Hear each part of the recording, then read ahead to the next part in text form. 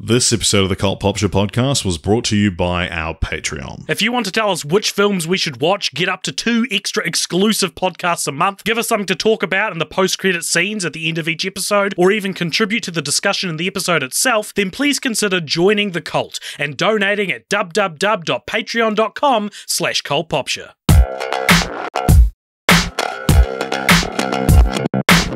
We do a little sync clap before we start recording, Richard, because we live in different cities and we record remotely. So we do a little clap so that when I'm editing it, I can see when we've both clapped. But it's an imperfect system. Sometimes I'm counting slower than usual. And I usually find in the edit that putting my clap half a second before yours tends to, for some reason, work out like with the sync better. But then there's also situations like just now where I do such a pitiful weak clap and I miss my palms miss each other, and the effect is that on the audio readout it just looks like I just went like bop. And it's like, well, that's not going to help. But them's the breaks. That is the lifetimes and struggles of a podcast editor named AJ. And you are Richard. And I'm Richard. And I have been pranking you for the last, 5 years that we've been recording this remotely by clapping half a second late every time. That little slight annoyance, that little slight adjustment you've had to make was actually a very cleverly planned ruse by myself. Wow. I wish you didn't do that. So it has made my life harder. Yeah, why? And that was why, and it made my life more enriched and more hilarious as a result. My hilarious life that I lead. So welcome along to Film Franchise Fortnights on the Cult Pop Show podcast. This is a podcast where every 2 weeks we watch and discuss a different film franchise. What you are listening to now is part 1 of our exploration of the Star Trek film franchise, just the film franchise, but this is 2 people who have never seen Star Trek before, or almost never seen it. I've seen little bits and pieces, and I think you have seen things here and there as well. But yeah, we're just going to be discussing the films, and I imagine we might have some new listeners this episode, because one Star Trek is one of these franchises that people go searching for any new Star Trek content, but also AJ, our little AJ, has become a man in the last fortnight and achieved a lifelong dream of his. And AJ, I'll let you share what that is. Oh, sure. I guest starred on Do Go On, which is a podcast that I was a massive fan of, and then started working for them about a year ago, editing their episodes. And I was on their most recent episode talking about the history of Barbie, both the doll and the film, and the films, because if you Wait a second, are you telling me there's more than one? If you are a new listener to Cult Pop Show, you may have heard on the Do Go On episode that I was on that Richard and I covered all 43 films. Well, you wouldn't have heard that I covered them because nary a mention I got. You don't come up much when in the history of Barbie, sadly. Imagine that. Imagine if I was doing the history of Barbie and I got to like the bullet point that's like the films were all covered by the Cult Pop Show podcast, like a Wikipedia. Reference, the kind of thing. I didn't do that. But if you're a listener to Cult Pop Show, you'll be like, yeah, we know about Barbie. We know you did Barbie. And to that I say, I was also on an episode of Who Knew It with Matt Stewart with the Do Go On folks. And that's also something I guest starred on in the last week that you can check it out. It's a fun quiz show. It's kind of like / exactly like the game Boulder Dash, which I'm too scared to bring up to Matt Stewart himself in case he thought that this was a completely unique idea. If you are listening, Matt, I'm very sorry. It's Boulder Dash. Yeah, but also interestingly on that episode as well, you give a shout out to my other podcast co-host Carlisle, and still I did not really What come do you? up. This just tells me you didn't listen, Richard, because I talked about you a couple of times on these episodes. Well, I listened to the Do Go On one, but I haven't listened to the other yet. So Wow. this exploration into Star Trek is going to be really just scratching the surface. There's 13 films we're talking about all up. We are talking about 6 of them today, the ones based on the original series cast. And you and I haven't seen any of the 11 TV shows that take place in the Star Trek universe, which some of our listeners might be familiar with. But AJ, I was wondering how many of those 11 shows can you name? Because I was trying to, I was curious how many I knew and then versus how many you might know. Yep. Okay, so I'm not too bad with this. I reckon I'll get... there's one I can't remember the name of, but it's the newest one. So I've... if we'd done Star Trek a year ago, I would have been able to ace this, I think. So there is Star Trek, the original series, which is just called Star Trek. Yep. Then, and you're not going to catch me out, there's Star Trek, the animated series. Very good. Yeah? Then Star Trek, the Next Generation. Yep. Do I have to do them in order? No, not necessarily. I don't know if then it's Deep Space Nine, but there is also one called Deep Space Nine. Deep Space Nine is next, yep. Okay, then there's... is it Voyager is next? Yes. Then it's Enterprise. Yep. Then it's Discovery. Yeah, there's a big gap There's in a time. big gap. Yeah, 12 years where it died and then it was brought back in the streaming age. But yep, you've got them all right and in order so far. Then there's Strange New Worlds and Picard. Yeah. And Lower Decks. Yeah.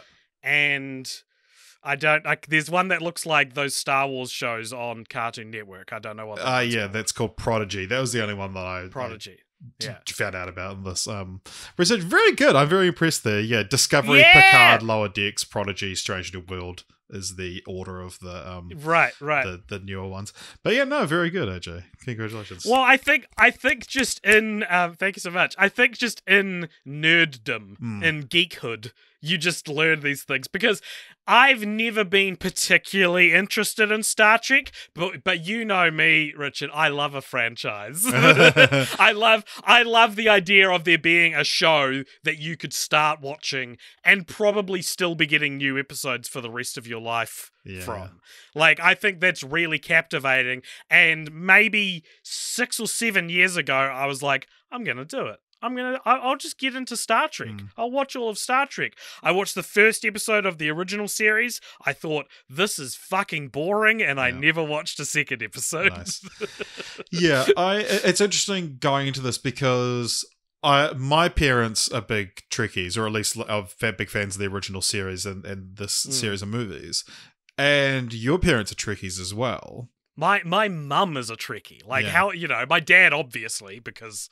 He's a man.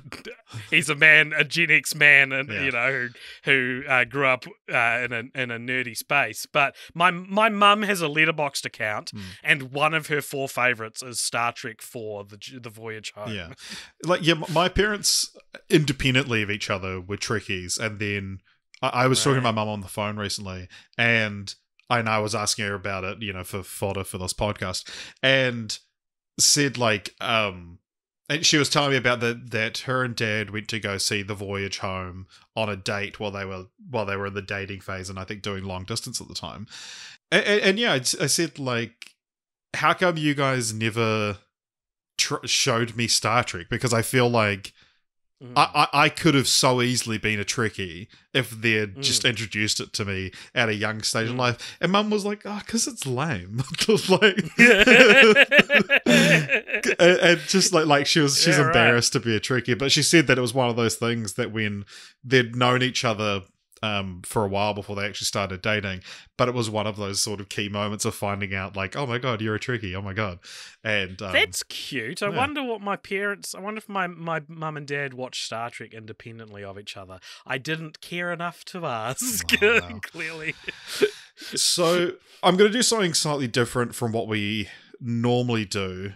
We normally just go straight to the movies, but I think that where these movies take place in the history of Star Trek canon is important to the discussion of the films. So before we get to the movies, I'm just going to go through a little brief history on Yeah. Star Trek. Yeah.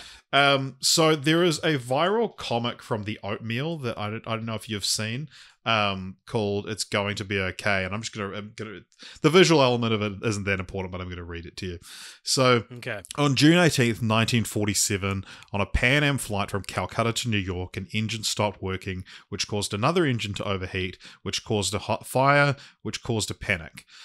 While the pilot attempted to land the plane, the 25-year-old co-pilot unbuckled himself. He went to the main cabin to help with the passengers. He sat next to a young woman who was alone, and he told her it was going to be okay.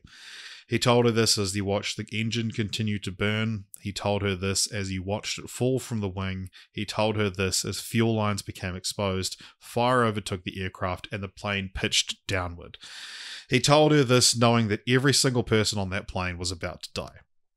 The plane hit hard, crashing into the Syrian desert. 14 people died instantly. 2 crew members survived, including the co-pilot I mentioned earlier.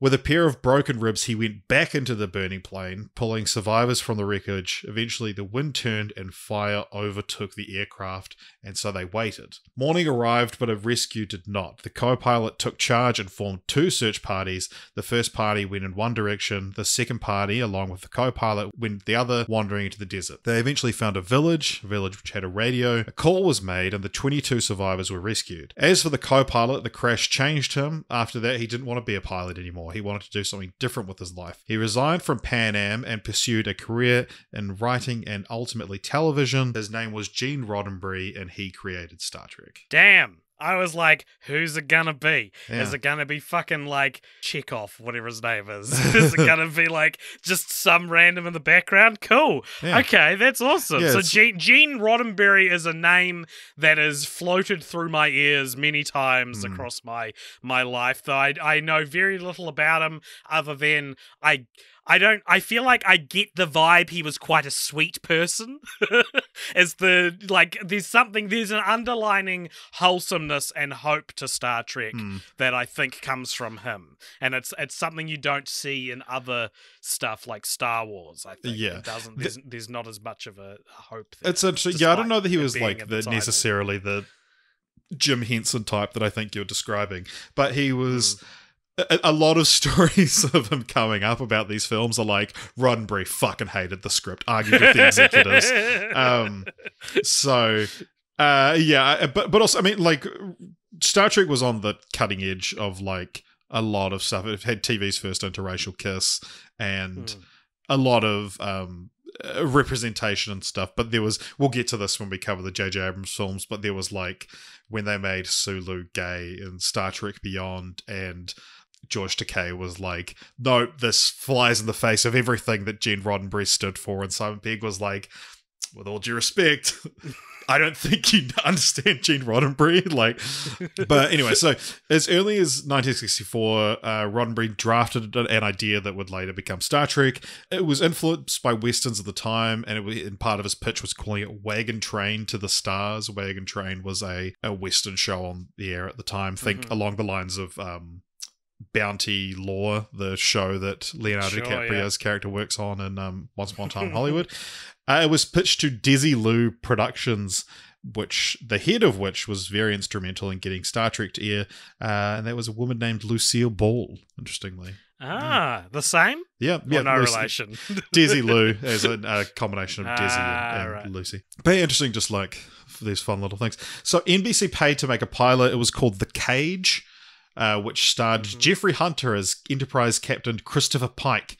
And I've seen it. Yeah. This is the one episode of Star Trek I've seen. Yeah, so, but interestingly, so NBC rejected The Cage, but the executives were impressed enough with the concept that they very unusually made a second pilot, which was Where No Man Has Gone Before. So The Cage features Captain Pike, Spock, and a character called Number One, and Jeffrey Hunter was required by contract to return if the series was picked up from that, but wasn't required to do the second pilot, so that's when Shatner came in, yada yada. But interestingly, Star Trek Strange New Worlds, it effectively treats The Cage as its pilot because it has Spock, Captain Pike, and Number One. And so the producer and co-showrunner of Strange New Worlds refers to it as the longest pilot to series pickup in television history at 55 years. Right. Interesting. Yeah, and there's an episode of I can't remember which show, but Man from U.N.C.L.E., I think, that has both William Shatner and Leonard Nimoy in it, and they interact, and it's like from a few years before Star Trek. Interestingly, Cool. but yeah. So you're saying, is Spock in Strange New Worlds the show? Yes. Oh, I didn't know that. Who's he played by in that? I can't remember the guy's name, but I'll find that out for God, you see so many different versions. I feel like I've seen Spock at every age after watching these movies and knowing what's to come in future movies. Ethan Peck plays him. Oh, I didn't know that. He's the grandson of Gregory Peck. Wow, and Gregory Peck, of course, famously played Spock. He originated the role. Well, he first played the role of Spock in Discovery, and then Strange New Worlds is a spin-off of that. That's a spin-off, yes. So the show had pretty high ratings, but by the end of its first season, it dropped to 52nd out of 94 programs on TV. NBC threatened to cancel the show during its second season, but there was an unprecedented letter-writing campaign petitioning the network to keep the show on air.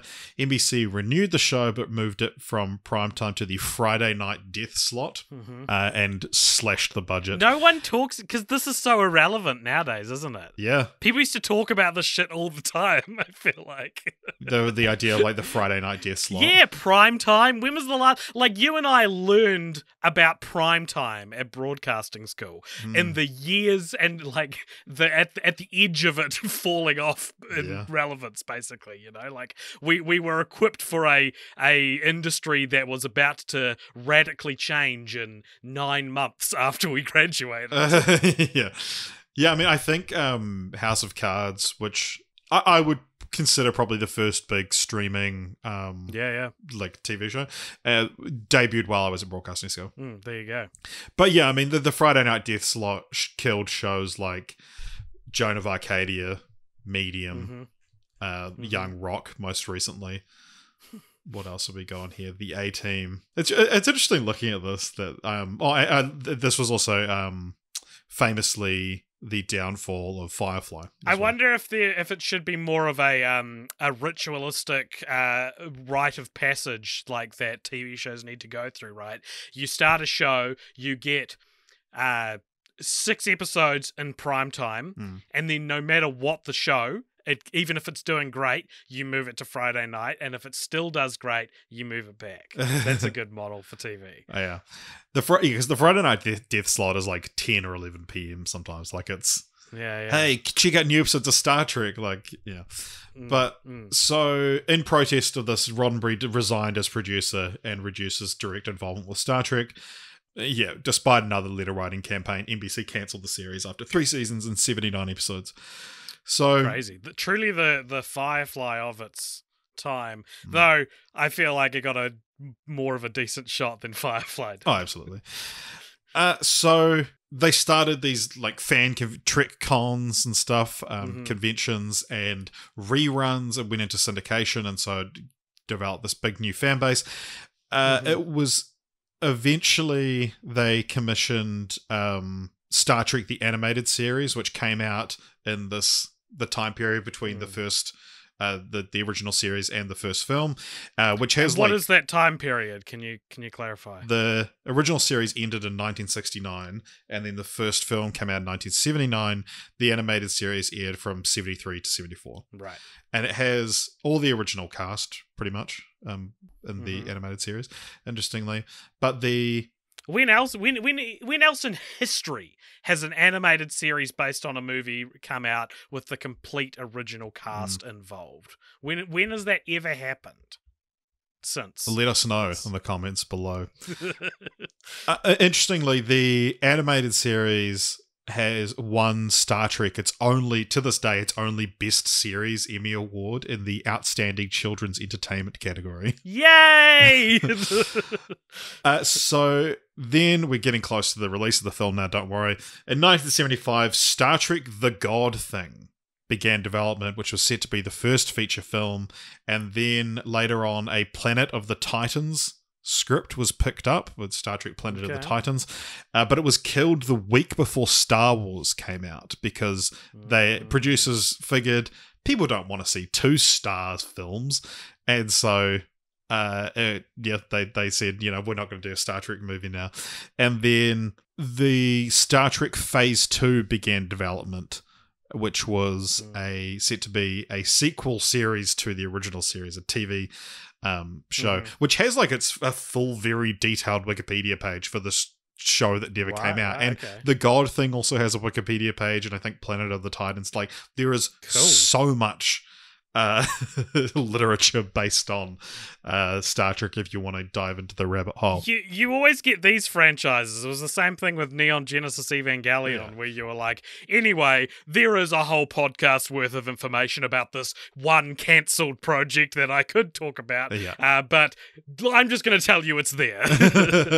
So Star Trek Phase 2 was going to be a sequel series. It was going to have everyone returning except Leonard Nimoy as Spock, interestingly, because he'd had a falling out with Roddenberry and Paramount. Although, when Star Wars came out and Close Encounters of the Third Kind both came out in 1977, producers saw, oh shit, sci-fi movies are all the rage, and so the planned pilot of Star Trek Phase 2, which was called In Thy Name, was adapted to Star Trek the Motion Picture, 1979. Nice. We now, 20 minutes into this podcast, have arrived at the first film we are discussing.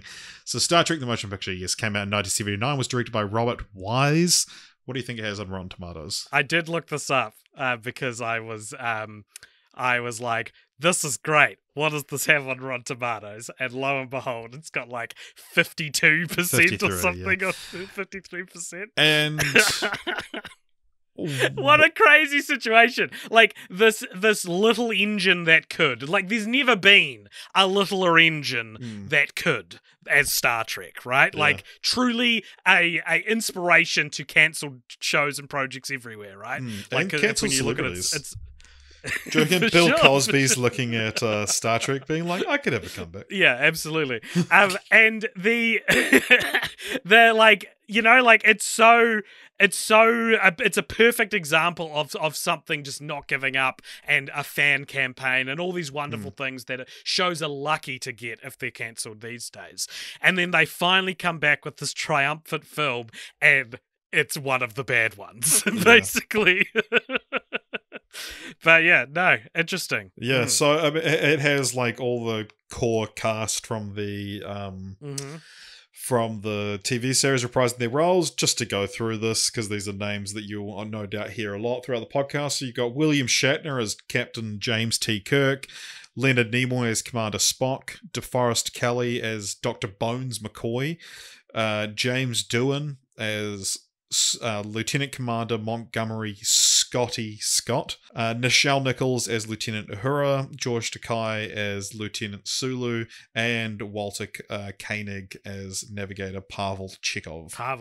Interesting. So, AJ, what is Star Trek the Motion Picture about? God, how often does a movie get subtitled The Motion Picture? Yeah, there's interesting... I'm going to steal that for something in the future.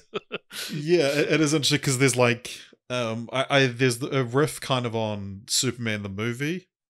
Yeah, right. Which, that it's like, you know, having to announce that it's like, this is... But yeah, the motion picture, it's classy. Yeah, it's classy. I'm surprised the movie is more often used as a subtitle for TV show movies than the motion picture. So the boys are back in town, bro. That's what the plot of the movie is. So they have been, you know, they haven't been operating as a unit as on the Star Trek Enterprise since, I'm going to presume, maybe the end of the animated series, if that is canon or not, I'm not sure. But so they've been out of commission, but they're bringing Captain Kirk and his crew back because there is a creepy cloud that is encroaching on Earth and through the galaxy, and it seems to be chewing up everything it comes into contact with, like whole fleets of fucking Remulons and shit are getting killed, and it's something like it's like 20 hours away from Earth or something like that, and the closest ship to it is the Star Trek Enterprise, or the Starship Enterprise, I beg your pardon, and Captain Kirk is asked by, what are they called? The Federation? Starfleet? The Federation of Planets. Yep. It's like, all right, Kirk, we need you back for one last job. And he's like, you son of a bitch, I'm in. And he gets assigned back to Enterprise, and he's like, wow, what a beautiful ship. I haven't seen this since 1974 or whatever. And he gets on the ship, and his first port to call is to go and tell the new captain, Captain Decker, that he's fired. He's been demoted. Get the fuck out of my seat. He's demoted down to executive or something like that. And he's like, "You're crazy. I know more about this ship than you do. I've been working. It's basically a brand new ship." And he's like, "Well, that's why I'll need you around." And so there's tension, really delicious tension there between the two characters. Meanwhile, Spock, a character I'm introduced here, have never seen him properly in something before. He is engaging in some kind of adolescent ritual rite of passage on his planet, but then is like, no, I'm guessing because my stream didn't have subtitles. He's like, no, something's wrong. I gotta get to this cloud in the sky. So he beams aboard Enterprise. So the gang is all back together, and they get to this cloud. And discover that it's they literally call it an orifice. I'm not just being crass. They call it an orifice. It is inside the cloud is essentially what I am sure I'm not the first person to call a space butthole that seems to be emitting very strange energies out. Captain Kirk is like, let's boldly go, and Decker is like, I advise you not to do that, but Kirk does it anyway, and Decker's secret bald girlfriend who works aboard Enterprise is zapped and obliterated, and he's like, I told you, that's what we were risking. But then she gets beamed back on board, but is now like a reconfigured mouthpiece for this cloud thing that is now speaking to them. So they end up going in. I'm summarizing and truncating the story, but they end up going in, and because the movie's 132 minutes long. They discover that it is a living machine that has amassed all the knowledge of the universe, and this voice piece through this woman keeps saying it is returning to Earth to meet its maker, because that is the purpose. And when it can't find its maker, when they get to Earth, it's like, right, well, I'm going to destroy Earth. And they realize this thing's kind of a baby, literally. This thing seems to be not very mature about things. So let's treat it like a baby. And they're like, no! And they jump on board, and they go into the heart of the space butthole, only to find that the real mind behind this whole thing, which has been calling itself V'ger, V''Ger. Yep, it's actually the Voyager space station. Is this a real one, or one that's happening in our future? It's like Voyager 6 or something. Voyager like 6. That. I think only Voyager 1 and 2 were actually made. Right. So in the fictional world of the film, Voyager 6 has gone around the universe, collected everything else, and is now returning to meet its maker, as was its protocol. The idea being that it amassed so much knowledge that it became a sentient life form. And so they're like, well, we're your makers. You have achieved your mission. You don't need to destroy Earth. We are your makers. And it's like, no, there's still things that I don't know, that I need to transcend knowledge itself. And they're trying to think, oh, what do we do? And then Decker's like, you know what? If this thing's in my secret bald girlfriend's head, I can give it the transcendent of knowledge that it needs. And I was thinking, Richard, they are going to bone. Yeah, he's no like... No question, right? Yeah, I've got infinite knowledge for you right here. I was like, damn, that's dirty for for what I thought was a squeaky clean show like Star Trek. But it's not really sex. They just sort of touch hands, and transcend the... Hey, I got a transient experience for you.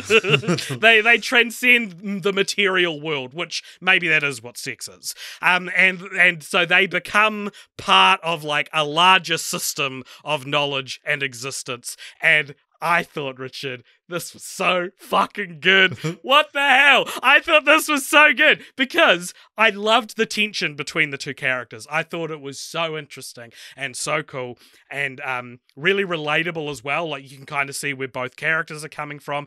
And I just loved how the story then made it so that this ugly duckling of a character, you know, these two characters who are in love, who I'm pretty sure weren't in the original series. So, you know, judging by red shirt law, they're not going to be around for much, you know, for the sequels. I was like, what do you do with them? And they have such a perfect ending. Like the guy is like, I want to be captain. He's kicked off captain, and then he finds something better, and the woman he loves is melded psychically to a Voyager spacecraft. I just thought it was really effective storytelling, and on top of that, some of the craziest visuals I've ever seen in a film.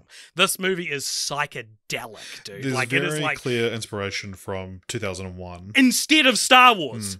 Incredible. What a call to make, right? Like Star Wars has just come out. You're like, sweet. The appetite is ripe. The old Star Trek series, not dissimilar to Star Wars, so we just do that. But no, it's like Star Wars didn't come out, and 2001 had just come out instead. Yeah, 2001 and it is the primary space, Yeah, and it's, exactly, yeah. And I just, like, there's this one shot where, like, Spock goes into the space butthole to find out what's happening, and it, like, fucks him up, and he, like, floats out, and you've just got this shot of, like, this lone astronaut just sort of, like, in fetal position, floating in, like, this kaleidoscopic blue nebula. 2001. Yeah, and I was like, I've never seen anything like this, and it's so rudimentary and cheap and like kind of bad, quote unquote. But Galaxy Brain, bad CGI or bad special effects is good special effects, you know, because this feels otherworldly and strange, and it's so painfully slow. It is such a slow movie, and I think Better Call Saul has changed me to now just relish in like slow pacing and something now. Yeah, right. So if you were to go back and watch the first episode of Star Trek now, you would be maybe a little different. Yeah, exactly. All of the pre-streaming ones are all on Netflix in New Zealand. I didn't realize, but true, yeah. But yeah, and they also have The Cage, which wasn't made publicly available for like 20 years after it was made. Wow. But yeah, a few things. I mean, yeah, I liked the film. I didn't like it as much as you did. I thought it was a good introduction to Star Trek, but I think that my rankings or my thoughts of the film sort of lie a bit more in line with the general consensus. Sure, yeah, that's fine. I'm usually always a general consensus boy, so I'm happy to like. I don't know. It just felt so my taste, which is not something I feel particularly happy saying about Star Trek. Yeah, that you are a Trekkie, and yeah. I mean, I was amazed at how much I got into some of, if not all of these films, and sure. Never having been a Trekkie, and. I always kind of thinking, I don't think I would enjoy the show, but... No, same, because you were saying, like, you said to your parents, why did you never get me into Star Trek? And they said it was lame. I never asked that to my parents because I never wanted to get into Star Trek because it looked lame.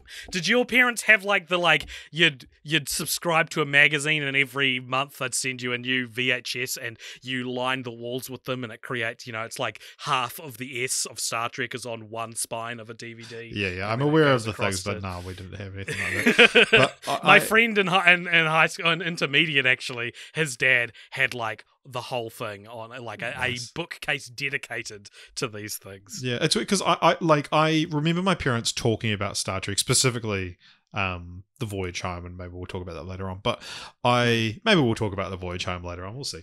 But if you're good. But yeah, I don't remember them ever watching Star Trek or anything like that. Because like I would watch like the Brady Bunch and Happy Days growing up. They would be on Prime in New Zealand, which is just announced it's getting its name changed. Primers. Yeah, Prime. It's going to be called like Sky. It's going to be Sky something because it falls on. It's part of Sky. Wow. Lot of formative memories from Prime, Happy Days, and Seinfeld, and MASH. Yeah, like shit like that. And it's like, yeah, so if Star Trek was on, like, and you know, I would have watched it. Yeah, yeah, I would have watched it, and my parents would have been like, "Oh hell yeah, you know, this is a great one." But yeah, I put on When No Man Has Gone Before. It's the third episode of the series, but it was like the second pilot they made. So I was like, oh, you know, this was their proof of concept. So I put it on. I got like 3 minutes in. I was like, this is lame. Like it's because I don't think I could pick up Star Trek now, like, or the TV show. I part of me was tempted to be like, oh, maybe I should give Discovery or Strange New Worlds a go.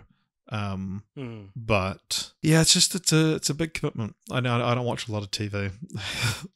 So yeah, I don't know. I think I understand what you mean, and I think if I was going to watch any of the shows, I feel like TNG is the one you would, you know, that's got Roddenberry still on board, and it's the sort of, you know, 20 years later, so it's got a better budget. So yeah, that's what would entice me.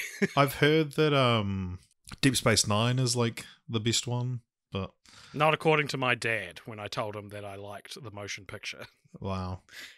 He said that one's boring because it's just the space station. Right. They don't go anywhere. Oh, interesting. So it made $139 million in the US, which was the most tickets of any film in the franchise until the 2009 reboot, and it remains the highest grossing film of the franchise worldwide, adjusted for inflation. Wow, that's pretty cool. Yeah, I mean, I guess... And everyone hated it. Yeah, not everyone. More people liked it than didn't. But yeah, I mean, I guess it's just at a time where the hunger for new Star Trek was at an all-time high. But Paramount considered its gross to be disappointing compared to expectations and marketing.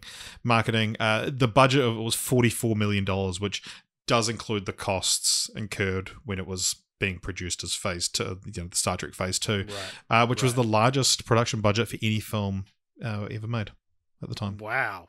Awesome. Well, if you're going to do it, you would do it with Star Trek, I guess. Yeah. It's funny. I was reading that in the time that the show was off air, many of the quote-unquote futuristic technologies that had appeared on the show actually became a reality. Some examples being electric doors that can open automatically, which, you know, we just take for granted now. But yeah, there's all the stories of like people behind the scenes, like, you know, it was actually just two people off screen, like pulling the doors open. Yeah. Talking computers were invented in the 10-year period. And weapons that stun rather than kill. Right. Which is like, it's such a funny idea to think of that as being futuristic at one point. It's like set phasers to stun, and they're like, holy shit, you can do that? Well, let's make that a real thing. Yeah. And then also, and personal communication devices. Yeah, so there was a bunch of rewrites going on behind the scenes as well. The studio executives clashed with Gene Roddenberry about the script's ending, believing the concept of a living machine was too far-fetched, so they consulted Isaac Asimov, you know, who's just... Hell yeah. Yeah. And they were like, what do you think? Is this plausible? And they said, all right, if Asimov likes the ending, you can keep it. And he loved the ending. But he made one small suggestion. He thought the use of the word wormhole was incorrect, and said it would be more accurately called a temporal tunnel. A temporal tunnel, yes. See, this is great, because I can imagine in 1979 being like, it's a computer. It's never going to be this level of artificially intelligent. In 2023, I'm like, without a fucking doubt in my mind. Like, you know, not right now, but the way things are going, there is absolutely room in, like, what I consider possible for there to be a robot sent out to amass all knowledge, succeeding and coming back years later and being sort of like indistinguishable from a human, well, not indistinguishable, but very human-like in its being very human-like in its responses, and even having kind of a magical power kind of thing. I don't know. I think it's like, it's not magic. It's just science we don't understand yet. And that is something that AI has helped me to truly like be like, oh yeah, okay, that actually might happen. That's such day. Like a Marvel explanation of what's happening. It's literally a Marvel explanation. Yeah. That's what I was quoting. But that's truth. I think Marvel this is truth. I think Star Trek the motion picture will one day be based on a true story. Wow. Or inspire a true It's story. based on a true story that hasn't happened yet. Wow, is that from something as well? Oh, yeah, this podcast. That feels like the like snappy tagline on like a DreamWorks movie from 2006. Yeah, like Over the Hedge. Yeah, or probably something set in the future, I guess. Nah. No, Over the Hedge, based on a true story that hasn't happened yet. Yeah, I feel like that would be, if you were pitching like Terminator 2 now, you'd be like, that's. I feel like that's going to be used in a pitch someday if it hasn't already. We got to Google this because if this is already a thing, I'm going to be very embarrassed. Based on a true story that hasn't happened yet. Sassy, based on a true story that hasn't happened yet. It's a novel by Martin Keating. All right, well... here we go. Kevin Sorbo says that Left Behind is based on a true story that just hasn't happened yet. Oh, wow. There he is. Oh, it's literally like... It's like it's the new Left Behind film. It's the tagline for it. There you go, Richard. That's what we were desperately trying to remember. Was the new Left Behind. That's film so funny. slogan. That's like we were like, "Fuck, this is actually like really cool and deep," and then it's like couldn't be for a lamer film. Yeah. Kevin Sorbo thought it was cool and deep as well. So yeah, I mean the film was considered a disappointment by the studio, and the studio blamed this squarely on Gene Roddenberry, and they said that his constant rewrites and creative direction for the plotting pace was what resulted in the disappointing gross, and it did well enough that the studio funded a cheaper sequel. Roddenberry was forced out. And so this sucks, man. I think I'm a Gene Roddenberry fan because the motion picture of the 6 we've seen so far, the motion picture is still my favorite one. Wow. And I think it's because of all this like taking its time that was just completely absent from the sequels. And I liked plenty of these movies. I liked more of them than I didn't. But like that pace, it was so brave. It was boldly going very slowly. And there were times when I was watching it and I was like, this is boring. And then the most spectacular visual thing I've ever seen would appear on screen. Remember when they go through the temporal tunnel and it like does this weird like filter where they're all sort of like turned into like they've got like ghost trails behind them? I was like, imagine if you were in that room and that was happening to you. Imagine if you were on a starship and you were experiencing that and you all just had to do protocol and to survive. That'd be so crazy. I love when it's just like you're just amazed by like I think you're just amazed by space. I'm very scared of space. Wow. Especially the space between myself and the people I love. The most terrifying space of all. Looks that up. That's the tagline for God's Not Dead 5. I do. God's Not Dead 5, the space between us. The space between us. So, I the one thing that always tickles me how into it you are is, if you guys probably don't know this about AJ, but he's like real into videos of kids being funny. Okay, I wish you had phrased it a little less creepy, but like, fair enough. AJ sends me like TikToks of like cute little kids doing something unintentionally hilarious. But the thing is, like, I think what you enjoy is like, I was gonna say non-human things, but like things that don't normally like express knowledge or emotion expressing an immense amount of knowledge or emotion, like, because also like animals being aware of what they're doing being funny tickles you as well. Yeah, absolutely.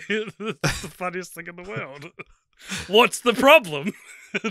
It's just it like, I know that there's like a deeper reason for it. There's like specific types, but it's like every time you send me a video of like a kid falling down or something like that. I'm like, this is the most normie shit.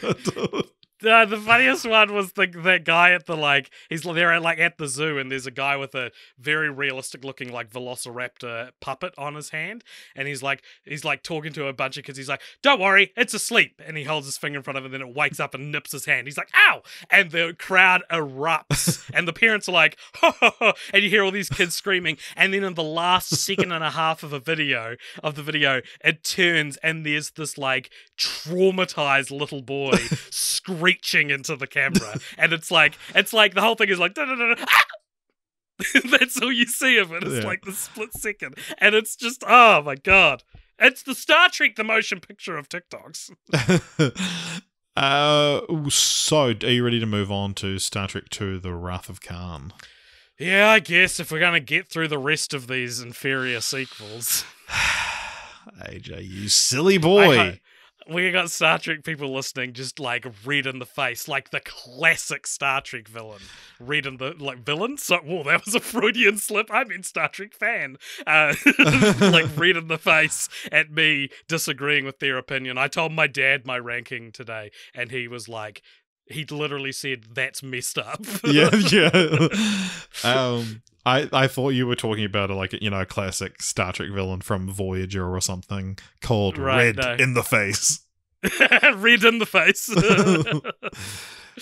So your Star Trek II: Wrath of Khan came out, and there's varying, scholars differ on how to pronounce that word. You say Wrath, don't you? Oh no, I say Wrath. Like an upper class British. I say Crash Bandicoot: The Wrath of Cortex. Oh yeah. Whereas it's supposed to be Wrath. And when I was in high school, I got bullied for the way I said the word world, as in take over the world, because I said world and everyone else said world, and I fundamentally changed how I say that word.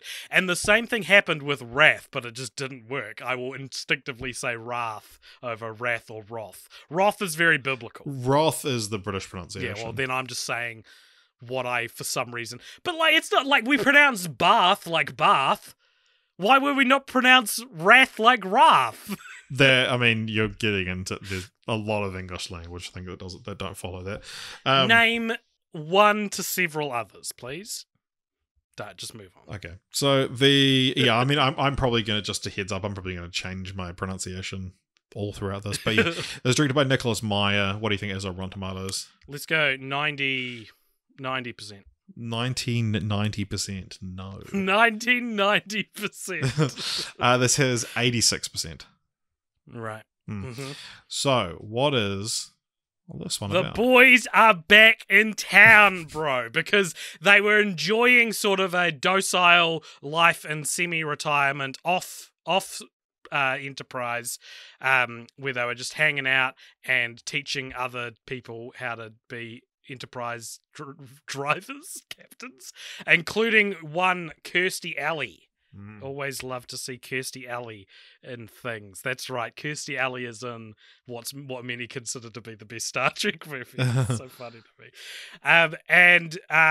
But some of the other crew members, they get kidnapped by a mysterious man, and it turns out that man, that's right, everybody, it's Khan, a character I don't recognize or know of. I'm assuming was in the TV show at some point. And he puts brainworms in Chekhov, literal brainworms, and sort of turns them into a slave. And the idea is that he's getting him to infiltrate Enterprise. The idea, the main story is that he wants revenge on Captain Kirk for the events of a previous episode of the show. And they have to get around it, I guess. And it's all sort of like this big... A lot of it takes place just in space, which I thought was interesting, not like on a planet. It's kind of what you maybe the other ones are more like that, I think. But there's sort of this head-to-head battle between the Enterprise and Khan's ship, in which she has a bunch of slaves on. They end up having this head-to-head in space, and basically the main crux, the main movement of this whole battle is Spock finds himself needing to deal directly with hazardous materials, which ends up killing him in the process, but they save the day and they have a little funeral for Spock.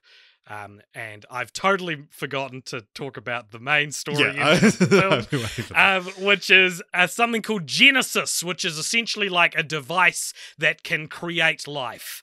And the bad guys want Genesis. It. Yeah, the bad guys want it for evil reasons. The good guys want it for good reasons.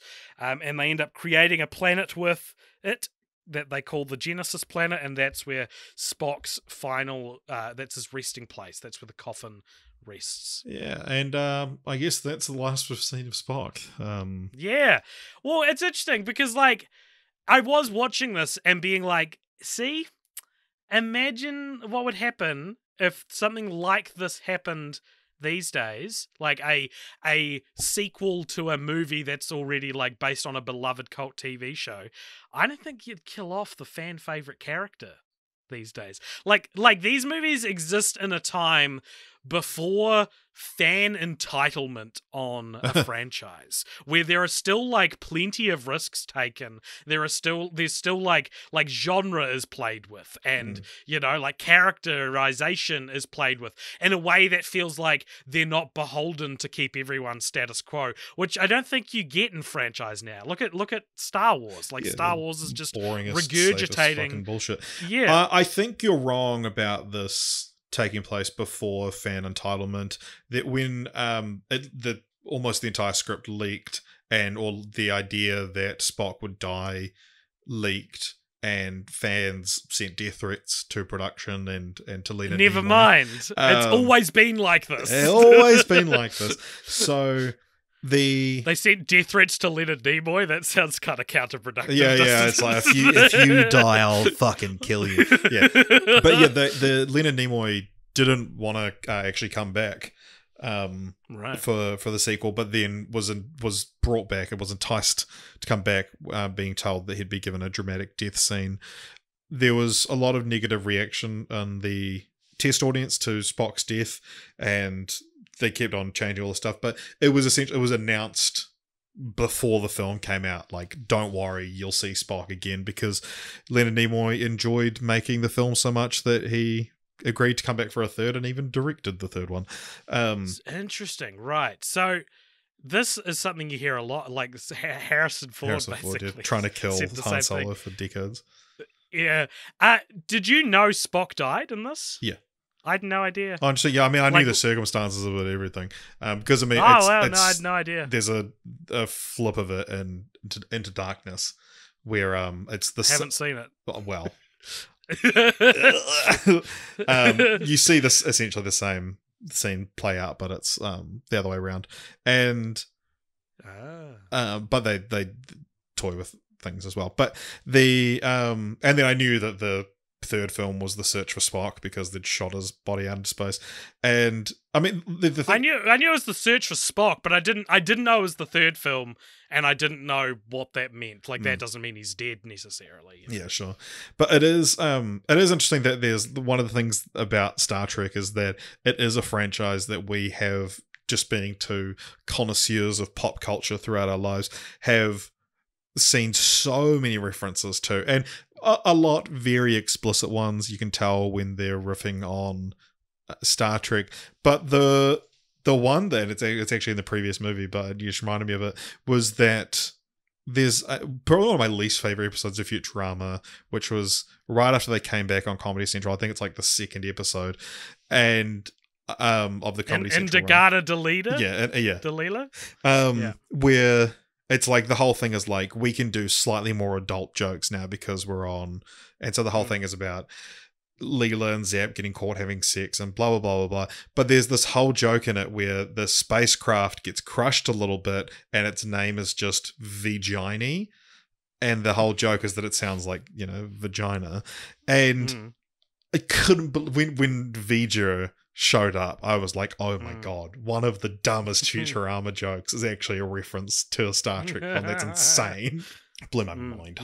One thing that I'll give... So I liked this fine. I didn't I thought think this it was was fantastic. As good as I fucking picture. loved it. Nice. Well, you can wax lyrical about this one, but one thing I wanted to say about it is that the one thing I'll give it over motion picture is when this started and Kirk and Spock started interacting, I was like, this is what people loved. Because that's not really in the first one. Spock is in a weird headspace. I kind of just thought he was a completely, like, emotionless character. Whereas in this film, they have these, dialogue scenes together, and it's so rich because you've got someone like Kirk who's fully human, who is quite rambunctious and brave and proud, and then you've got someone like Spock who is logical and calculated, much less chaotic.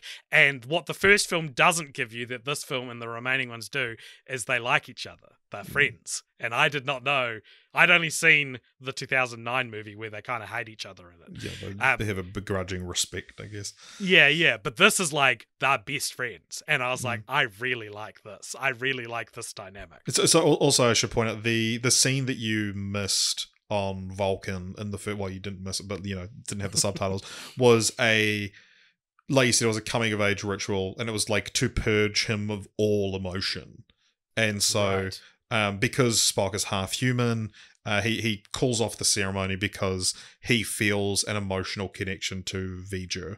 And so, but yeah, it is so good. Makes me like the film even more. It is interesting that you have, like, Spock is such an interesting character because it feels like writing yourself into a corner where it's like, what if we write a character who can't show emotion?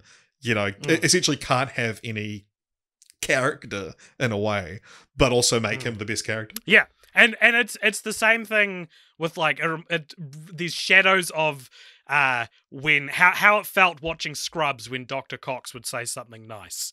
Like that's the kind of tension you're playing with Spock, is like you can have these really impactful moments where this character who's so stalwart and so like serious like learns something or like engages with his human side or shows that he cares someone, or in this case sacrifice himself for his friends and family. Well, because it's the logical thing to do. Because it's the logical he thing says to that do. multiple times. He doesn't fucking shut up about it, in fact. And then when Kirk ejects his coffin out into space, he says his soul was the most human I ever knew. I was like, this is great. Yeah, I mean, awesome. It's a very famous line, his one, that like, of all the souls I've encountered in all my travels, his was the most human.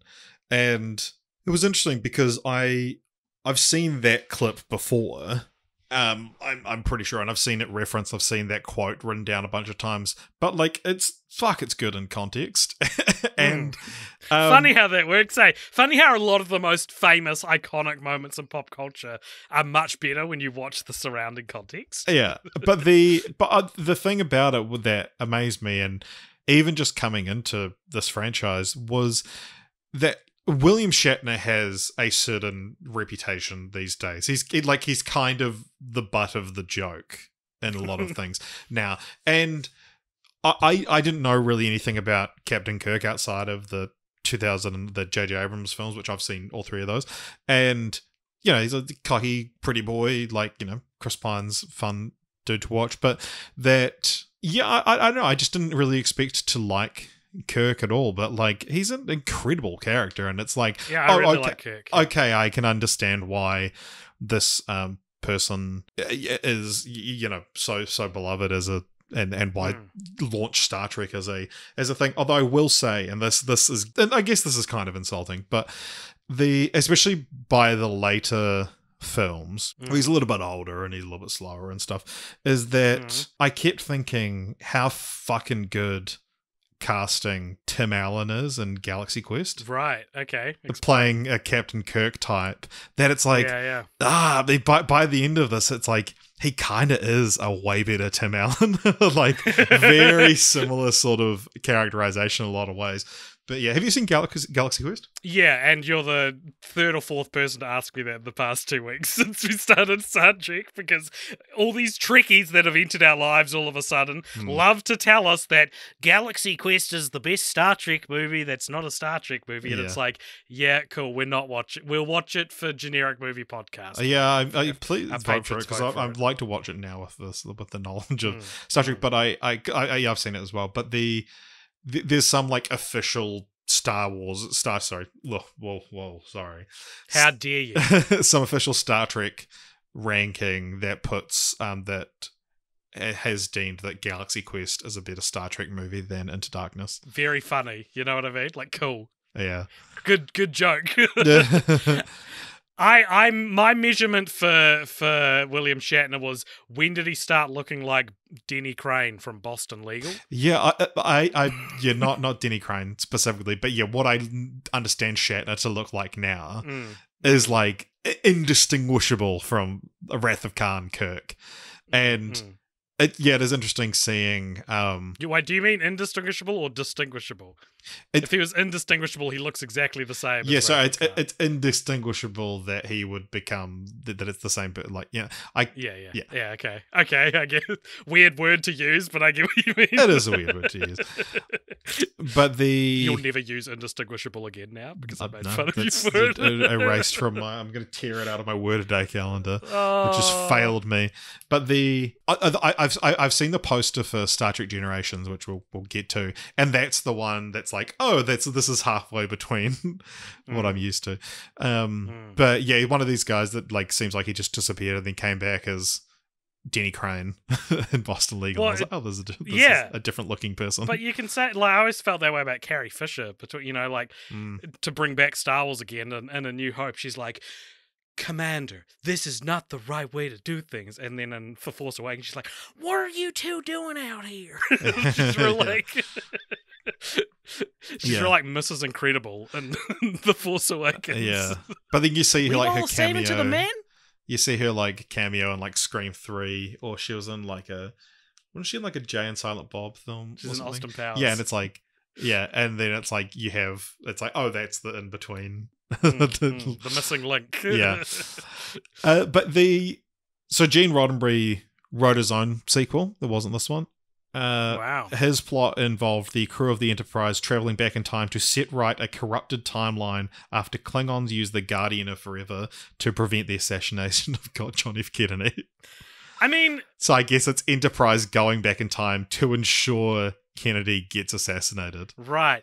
It's like, well... It's not like, there's a movie coming up that's not especially dissimilar to that plot, you know what I mean? Like if this was another franchise and you told me that, you know what I mean? Like, I might be like, that's crazy that Roddenberry wanted to take. Yeah, if this was God's Not Dead. Yeah, knowing what I know of, like, where Star Trek can boldly go narratively, I'm like, it kind of feels like anything's probably permissible within the realm of Star Trek now. Fun sort of behind the scenes stuff. So, Harve Bennett was a new Paramount TV producer and was hired to be the producer for the next Star Trek film, and he stayed on for the next few. He was called in front of a group including Jeffrey Katzenberg and Michael Eisner, two names that have popped up here and there. I've heard of, yep. And they are asked if he thought he could make a better film than the motion picture, which Bennett said he found really boring. He said, he could. And then Charles Bladorn said, can you make it for less than $45 million? And he said, where I come from, I can make 5 movies for that.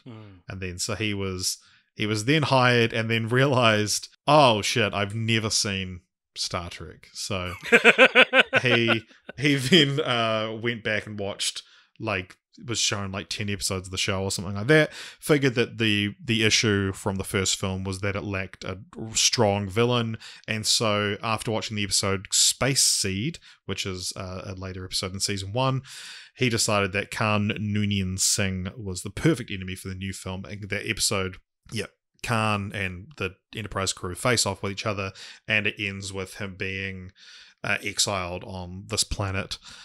And it is interesting, though, that he, you might have picked up on this, but there's a big continuity error, which is one of these things that you go into the IMDb trivia, and there is dozens of entries that are essentially the same thing, is that Chekhov wasn't part of the Enterprise crew at the time. He came into the series later, and so he never met Khan, but then they clearly recognize each other in this, and there's like all these non-canon explanations where it's like the sort of, I guess the like accepted one is that he was working in like the lower decks at the time or whatever, in security or something like that, and escorted Khan at some point in the episode off screen. Right. And Kirk was so impressed that that's what made him hire him there. But yeah, there's like all these things. It's like, no, it's canon that he was working on the Enterprise. He just wasn't on the bridge. So, and interesting. They had a very brief interaction. Also interesting that in the like 50 or 60 years or however long it's been of Star Trek,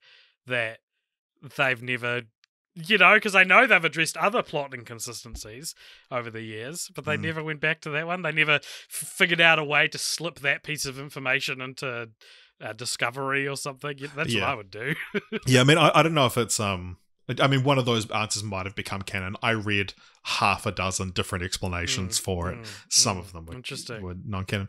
But, it's interesting. And what did you think of Ricardo Montalban, who is an actor we've seen a few times on this podcast? Oh, have we? What else have we seen him in? Because I did not recognize him. Oh, really? I remember him being in one of the Planet of the Apes films. One of the ones that either three or four of the original series.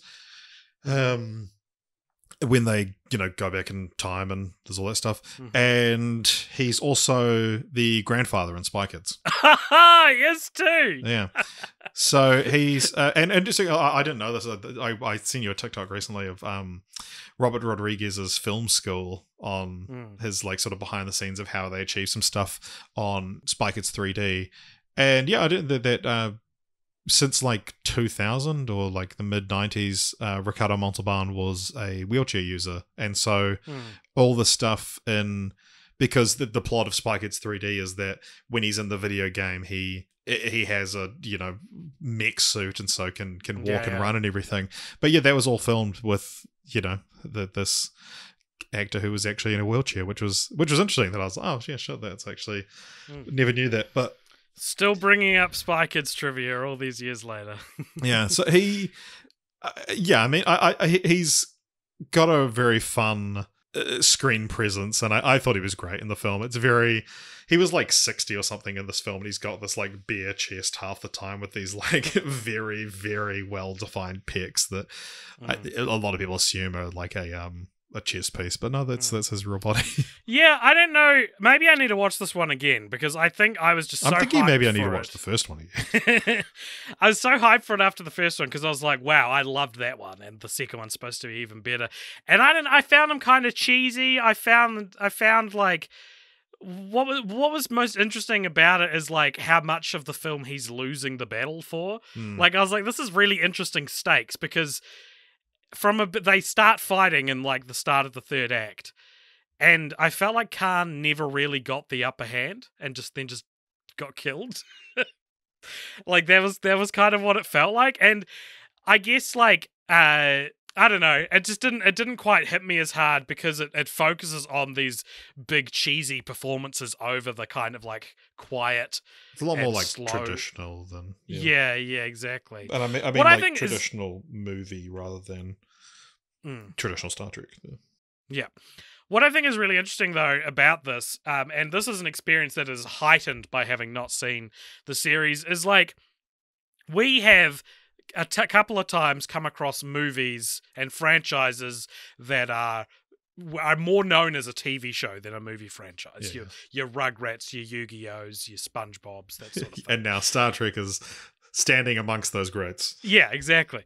And like, how common is it for a movie sequel to a TV show to like so explicitly require you to be familiar with a specific episode of the TV show. Because I think you look at something like the Simpsons movie and you can like watch that in a vacuum. Like you could watch that at any point. You'd suffocate, but yeah.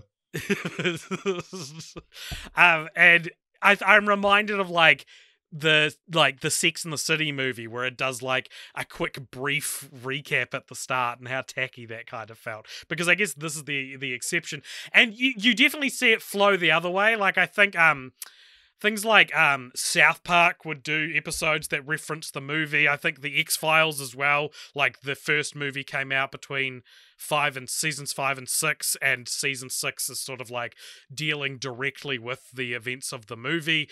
But I'm just because of the whole like, you know, you want to appeal to as big an audience as possible and not have to necessarily worry about if they've seen this episode or that episode. The Wrath of Khan, sorry, is an example where it's like, no, you have to have seen one of 79 episodes from the original show. And I don't know. I don't know how I feel about that. I mean, I didn't feel particularly lost or anything. But it's interesting because this film was actually originally didn't have Khan in the title, but it was like a studio note to be like, no, you have to put Khan because that's like, and so I guess maybe he just was a huge deal from the show. But the original title for this film was Star Trek II: The Undiscovered Country. Let's talk about that title when we talk about titles, or when we talk about The Undiscovered Country, the sixth film in the franchise. But yeah, then it was changed to The Vengeance of Khan. But that was in a show of good faith between studios. It was changed because of the upcoming Star Wars Revenge of the Jedi, and it was deemed too similar, so they changed it to The Wrath of Khan. Right. Well, thank God that Revenge of the Jedi remained untarnished then as a title. Yeah. But the one thing that's one sort of notable piece of film history in this film is that this is the first film to ever feature a sequence made entirely computer graphics. Oh, right. I thought you were going to say that it contributed Khan to pop culture, which my only knowledge of before seeing this film was a single-serving website back in like 2005 called Khan.com, where you'd go to it and it would just be the screenshot of Shatner yelling it with the sound playing on repeat. Yeah. Like Putin on the Ritz kind of thing. You remember Putin on the Ritz? I don't know. Okay, it's a website where Putin on the Ritz is playing, and it's just a looping gif of Vladimir Putin on a Ritz cracker. That sounds hilarious. It's good stuff. Check out Khan.com. But yeah, the creation of the Genesis planet when they're shown like a previs of what would happen. Yeah, it's a 60-second sequence, fully computer graphics, animated. And apparently the graphics team paid all this attention to like, what the stars in the sky would look like and everything. But the Lucasfilm's computer graphics group was took on the challenge, and it was like one of their first big projects. Lucasfilms worked on a Star Trek movie. Yeah, interestingly. So but yeah, this very small team of animators that did this, they used that as sort of like a commercial for the studio's talents, and then later they branched off and are now known as Pixar. Another Pixar origin story to add to the library. Chuck it on the pile. It was Steve Jobs. It was, these college students. It was also Star Trek 2. Anything else you want to say about Star Trek 2? I don't think so. I think we didn't talk about Kirstie Alley much, but that's fine because she's recast. She's recast in the next film. Yeah, it is interesting. Yeah, she doesn't. Oh, Kirk has a son we meet in this. He's got a long-lost son that we meet in this one. And I'm sure he will stick around for years to come. Yeah, where would he go? Into the great unknown. Into the unknown country. The undiscovered country, yeah. Yeah, so he's one of the scientists working on Project Genesis. But it's interesting the thing about Kirstie Alley. So she plays a half Vulcan, half Romulan. And it's interesting, I read sort of quotes from her behind the scenes talking about how like it's hard playing a Vulcan as a female because people are just going to be like, well, she's a bitch, you know? Like, it's when you have a character who's cold and reasoning and logical and they're a man, they're the best character. When you have that and they're a woman, it's like, oh, who's this fucking bitch? So, yeah, there was a lot of sort of debate. And she cries at the funeral of Spock, which was like one of these massive debates on set about like she shouldn't be able to cry. But then it was her Romulan side coming out. Sorry, guys, it's my Romulan side. Yeah, what did you think of Kirstie Alley? I just think it's just like she's an actress who I associate so much with like bad stuff. Like she was pretty outspokenly right wing toward the end of her life. Yeah. So she's just sort of like you know, I used to wonder, do the right think that like they've got us by having Kirstie Alley and Tim Allen on their team? You know, are they big gets for the right wing? But yeah, I don't, so it's weird to see her in a movie like this where like it feels like it's so cheerful and hopeful, and it's like that's everything you're against. That's the woman from the Weight Watchers commercial. Yeah. Yeah, I mean, I thought she was good in the film though, and she was good enough in the film. That's all we are. That's all we need. That's all we want from Kirstie Alley. But it is. I messaged you while I was watching this that like, because I mean, William Shatner was on Steve-O's podcast like a month or two ago at the age of 92, and he looks fucking amazing. Like, you know, he is, like I said, he's the butt of jokes, and it's like, oh, you know, that guy's still. But it's like, no, fucking what a legend! Like, it's still around at this age. And I said that, like, you know, who in 1982, watching this film, like, would believe you if you said that Savick would die before William Shatner? Pretty, you know, William Shatner seems like he's got plenty of time left as well. Yeah. So, like, he's been to space. He'd probably travel time before he dies. Yeah. That's the real final frontier, but they got there, I guess. But yeah, what was the thing that he, like, regrets going to space? Yeah, he went to space with Jeff Bezos. He went to space with Jeff Bezos. And came down, and they were being interviewed as soon as they landed. And William Shatner looks like ghostly white, and he's just sort of like, "We're so insignificant, we're so small." And then Jeff Bezos goes like, "Yeehaw!" Like, yeah, with his cowboy hat. Like... it's the funniest fucking thing. And like, it's also pretty funny that going to space ruined William Shatner's life. I think that's a very interesting thing to happen to a man of that age. Yeah. But he's the oldest man in space, and to have been to space. And yeah, I think he was asked, like, when Picard came out about, like, oh, you know, would you ever want to don the spacesuit ever again? And he's just like, fuck no. I'm like, I don't have the energy for that shit. Like, he'd done a couple of commercials, and he's like, these are long days. Like, I don't have the energy for that anymore. I'm looking at what he looks like. God, he does not look 93. Yeah. He looks late 60s. Yeah. Far out. And like, because you look at... Is he going to live forever? Like, is that just he's just going to live forever? Yeah, I mean, that's the thing. Like, yeah. Yeah, well, some people do live forever. Yeah. Good on him. Good on him. Maybe he could reprise his classic role of Denny Crane. Before he... Were you a big Boston Legal fan?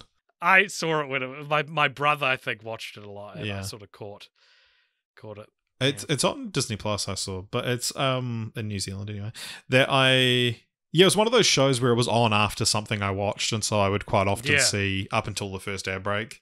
I always thought it looked quite funny, but I never. It was always maybe maybe a bit too adult for me at that age. It was a very horny show, and it's horny with like old people. It's like William Shatner and James Spader, Candice Bergman, is that her name? Oh yeah, I love Candice Bergman. Like all these, you know, and that's fine. I'm not criticizing it. It's just like, what a strange move for like a Hollywood produced TV show or whatever to like be like, yeah, we'll make it real sexy and all the characters are above 50. It's not typical of the. I don't have a problem with that, AJ. I don't either. I'm saying no. I think it's cool. I think it's great. Old people can fuck. I don't care. I don't care. Just don't tell me about it. Yeah, no. One joke I remember from Boston Legal was every episode would end with James Spader and William Shatner smoking cigars on their like office balcony, Yeah. and one episode ended with them sort of like each blowing a puff of smoke into the sky, and as the camera like follows it up, the credits like sort of fade on screen, and then the credits start coughing because they're in the smoke. And I remember just thinking that's a weird joke to be in like a drama show about old people fucking. Yeah, it basically was that. Yeah. So 2 years later, we got Star Trek 3: The Search for Spock, directed by Leonard Nimoy himself. What does this have on Rotten Tomatoes? Well, so the rule is that every even-numbered one is a good one, yeah? Yeah. So but I don't think this was too bad. I'm going to guess this has higher than the motion picture. Mm-hmm. I'm going to guess maybe like 65%. 78%. That's not even a bad rating. What Yeah. are people talking about? Yeah. What's this one about? Leonard Nimoy directed this one. Okay, so the Klingons are mad because they believe that the what is it? It's like the use of the Genesis machine device is something that they're like entitled to or whatever, and they also find out that there's like readings coming back from like signs of life coming from the Genesis planet, and Kirk can't go at first, and the Enterprise can't go at first, so Sevik and Captain Kirk's son, who are on a separate ship, go down to this planet where they find a little baby Spock who is rapidly growing, and they need to like get him to the to the Vulcan planet in time, Vulcan, so that they can basically like end the aging process before he gets too old. I think that's the plot of the movie. Yeah. And Kirk ends up back there, and the villain is a Klingon played by Christopher Lloyd. And I did not have subtitles for these either, and there's a lot of Klingon in them. So I learnt Klingon, Richard. Surprise! I learnt Klingon for this episode. Give us a little bit. But what they said didn't end up even being relevant. So I can understand. I can't speak it. Just, I'm still figuring that out. I remember. I think, and Kirk's son dies, gets killed by the Klingons. Yeah, I remember. Maybe this was a. I can't remember where I learnt this, but like that the most like offensive thing you can say in Klingon, it roughly translates to like your mother has a smooth forehead or something like that. Well, do you know about this? This is what I learned talking to friend of the podcast and Scooby-Doo guest Andrew Todd, who, when finding out we're doing Star Trek for Film Franchise Fortnights, became the most interested in either of us he's ever been, I think. Andrew, if you're listening, that was said with love. And if you're not listening, no, it wasn't. No. And he told me that the Klingon forehead bumps was invented for the movies. And in the original series, they just look like people. The heck? Isn't that fucked up? And he said that, and I was like, that's crazy. Do they explain it? Because they only appear in, I think, maybe a few episodes of the original series, maybe. I'm probably wrong on that, because Klingon is a word I know, and I've never seen Star Trek before now, so maybe they're in plenty of episodes. But I said, do they explain it away in the canon? Because that feels like a much bigger deal than just Chekhov not being present for the first meeting with Khan. And apparently there's one episode where of the Next Generation where they ask Worf about it, and he says it was an embarrassing time for Klingon history and we don't talk about it with outsiders, which is pretty fucking brilliant. And I really like that a lot. And apparently there's like another explanation which wasn't as good that's in like a Discovery episode or something like that. Yeah, I think that I'm just sort of doing a quick cursory Google, but yeah, that like they look different in Discovery and in Strange New Worlds. Yeah, that's right. Yeah. That's crazy. It's pretty full on. Pretty crazy thing to not have been part of the original. Yeah, that's lineup. like, oh fuck, I just shut my Google Doc. Yeah, I mean the other is such an iconic. Like, wow. Yeah, and Andrew Todd and any other Star Trek fans who are listening, I know I've got things wrong. You don't need to point it out to me. He doesn't. He's so confident. What you need to do is directly message him on every platform, every social media platform you can, because he might not see it otherwise, and let him know what he's got wrong. Yeah. You're referring to me Don't- there, aren't you? Yeah. Don't message me though. I did. It's cultpopturemedia@gmail.com for all No, your no, complaints, no. which AJ uses for a lot of things. Hmm. So you'll Do I? be interfering with his data. I mainly use it to swipe away the bucket loads of spam we get sent every day now. Yeah. It's so annoying. I don't want to review your straight to streaming movie. Don't email me that.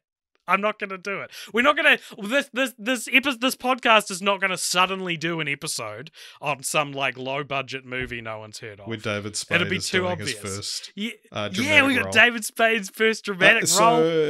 So as I mentioned, Leonard Nimoy became excited about playing Spock again after watching Wrath of Khan, and then Paramount asked him if he wanted to come back for a third film, and he said, "You're damned right, I want to direct that picture." And this was actually his directorial debut. I thought it might have been one of those things. It's like, well, you're already a director, so yada yada. But interesting. Yeah, Ronald Reagan screened the film when he was on Reagan. When the actor when he was on it. Well, yeah, great, because Christopher Lloyd's in the film. Christopher Lloyd. Christopher Lloyd, the actor. Well, yeah, this was a year before Back to the Future as well. So isn't that crazy? Not even that much before. Because I often reflect on Christopher Lloyd and think he's not actually in that much. He was such a presence in my childhood, but it was really only because of Back to the Future and Who Framed Roger Rabbit. And I feel and the Hey Arnold movie. Well, I hadn't seen that. Wow. But anyway, this is another role for Christopher Lloyd. Yeah, chuck this in your childhood. But yeah, no, he had a weekend away from the White House and screened the movie for some of his friends, and his review of the film was Ronald Reagan's review. It wasn't too good. Wow. More like Rotten Tomatoes. Ronald Tomatoes. Right. Rotten Reagan. Nice try.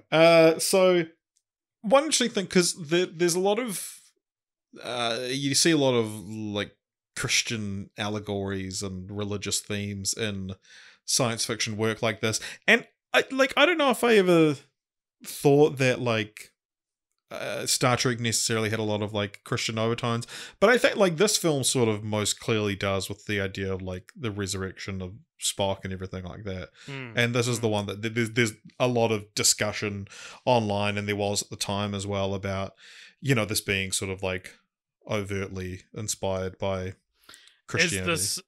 Is this Leonard Nimoy declaring he is the second coming of Christ? Because he directed a film where his character is the Jesus allegory. Though, that being said, not in it very much, it's yeah, it is interesting, yeah. It's obviously he's a child for a lot of it, of different ages, so you see a bunch of different actors that vaguely resemble Leonard Nimoy at different points. You don't really see him till the very end. And yeah, I don't know, I thought that was interesting. I think this movie I didn't think this was very great, but it was fine enough to be somewhat entertaining. And again, I'm starting to become a real sucker for that very specific look of special effect. And the end of this film ends with the Genesis planet. It's basically yes, it brought it back to life, but it aged rapidly, and now the planet is falling apart. So there's the climactic fight scene between Shatner and Christopher Lloyd happens as the planet's falling apart, and I was like, this is fun, this looks great, this looks awesome. It's volcanic eruptions everywhere. It was cool. Yeah, I got pretty hyped at the reveal of Leonard Nimoy Spock at the end of the film, when he's cloaked and he's walking away, and they're hold up, and he turns around and reveals, and I'm like, this would have been a stand up and cheer moment in the cinema. Yeah, totally. Yeah. He starts to walk off, and they're like, hey kid, and he turns around and he throws the cloak, and he goes, catch it, thanks. So next up, only another 2 years later, once again directed by Leonard Nimoy, we got Star Trek IV: The Voyage Home. And what does this one have more on Tomatoes, do you think? Let's go 91. 82%. 82. I meant 82. So what is Star Trek IV: The Voyage Home about? This is, a lot of people are isn't there one about whales This is the one. This is going to be a very interesting one to talk about. Okay, so because of the events of the search for Spock, in which the Enterprise team basically had to commit treason and like intergalactic treason and steal the Enterprise back, which got blown up in the last one. They hijack, or they take the now defeated Klingon ship to drive that back to Earth to get Spock home, knowing that they are awaiting sort of like a trial where it'll be determined whether or not Admiral Kirk and his team can be, if they're, I don't know what happens in the future when you commit a crime. I don't think they don't seem very death penalty kind of society, but who knows. But before they get there, we find out that yet another heavenly body is looming above Earth. And this time it's a drone, and it is beaming a signal down to Earth that is causing signs and wonders, plagues in various places across the planet. The ocean's going all crazy. It looks like bloody 2023, but it's only 1987. No. 6. No, sorry. It's 19... What's the year? 23? Because Star Trek's set in the future. It's the 23rd century. The 24th century, but... So they take a sample from the sound that's being emitted, and they find out that it is the call of the humpback whale. But only one problem, Richard, and you won't be expecting this with your tiny little 2023 brain. But where whales are everywhere. Yeah, I see a whale every day. They're actually considered a pest in today's day. The humpback whale has been extinct since the early 21st century, and so they're like, all right, we have to go back in time and kidnap a whale. And so they fly around the sun at warp speed, which idiot makes you go back in time. Don't you know that? Obviously. And they head to Earth in 1987, where they hilariously bumble about, confusing all the modern day people with their 23rd century ideas. Eventually finding that a sort of a water park in San Francisco, where they are exploring, has 2 whales. One of them's pregnant, and they are being bred in captivity but are about to be released to the wild, where they will surely become the prey of whalers, which is a very big threat. They make friends with this marine biologist named Gillian, which is my mother's name, and this movie is in her 4 favorites on Letterboxd. Wow. And they're like, all right, let's do it. They work it out. Each of the characters, they pair up with each other. It's very TV show. It's very episodic because they all have their little job to do. They manage to get the whales beamed aboard, as well as Gillian, who's just like, by the way, I'm completely alone. I will happily go to the future. Very Men in Black. And they save the day with this whale song, and now the whales can swim in the future ocean where they're not in danger of whaling. They go back to Earth, where all of their crimes have been pardoned because of the work they did to save the planet, except for one of them, and it only applies to Admiral Kirk, and it means that he is stripped of his title as admiral, and that was one title, Admiral, and must return to the lowly second-class title of captain, where he will pilot the Enterprise for years and years to come, much to the chagrin of the Klingon ambassador, who's like, she fucking killed a bunch of Klingons. We should kill him.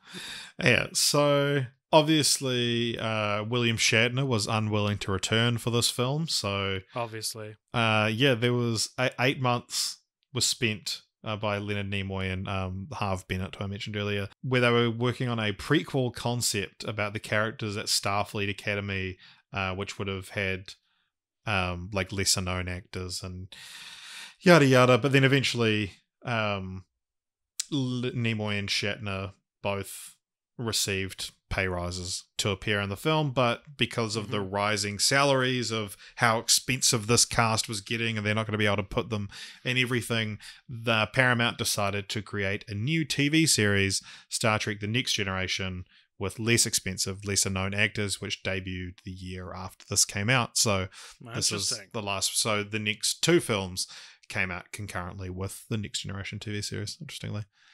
Yeah, right. So this is a movie that I had seen on my parents' TV before. Because I remember seeing the Star Trek guys wandering around what looks more or less like modern day San Francisco, and thinking, this looks like it sucks. This looks so bad. I bet this fucking sucks. Later found out, yeah, it's the whale one, and I was like, okay, this sounds so bad. And if you now that I know the whole story, I'm like, yeah, that sounds like it sucks. That sounds so bad.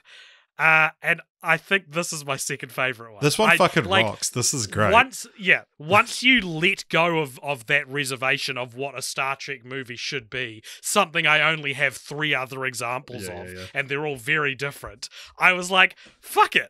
I'll enjoy this. I'll have a good time with this. It's the first time that comedy has been really worked into the movies. Like, there's moments of, and Kirk's always ready with a quip or something like that. Like there's moments of levity and comedy in these, but this is a comedy. This is a very funny movie. I pulled up our pop show on Letterboxd and sorting by films we've seen by genre.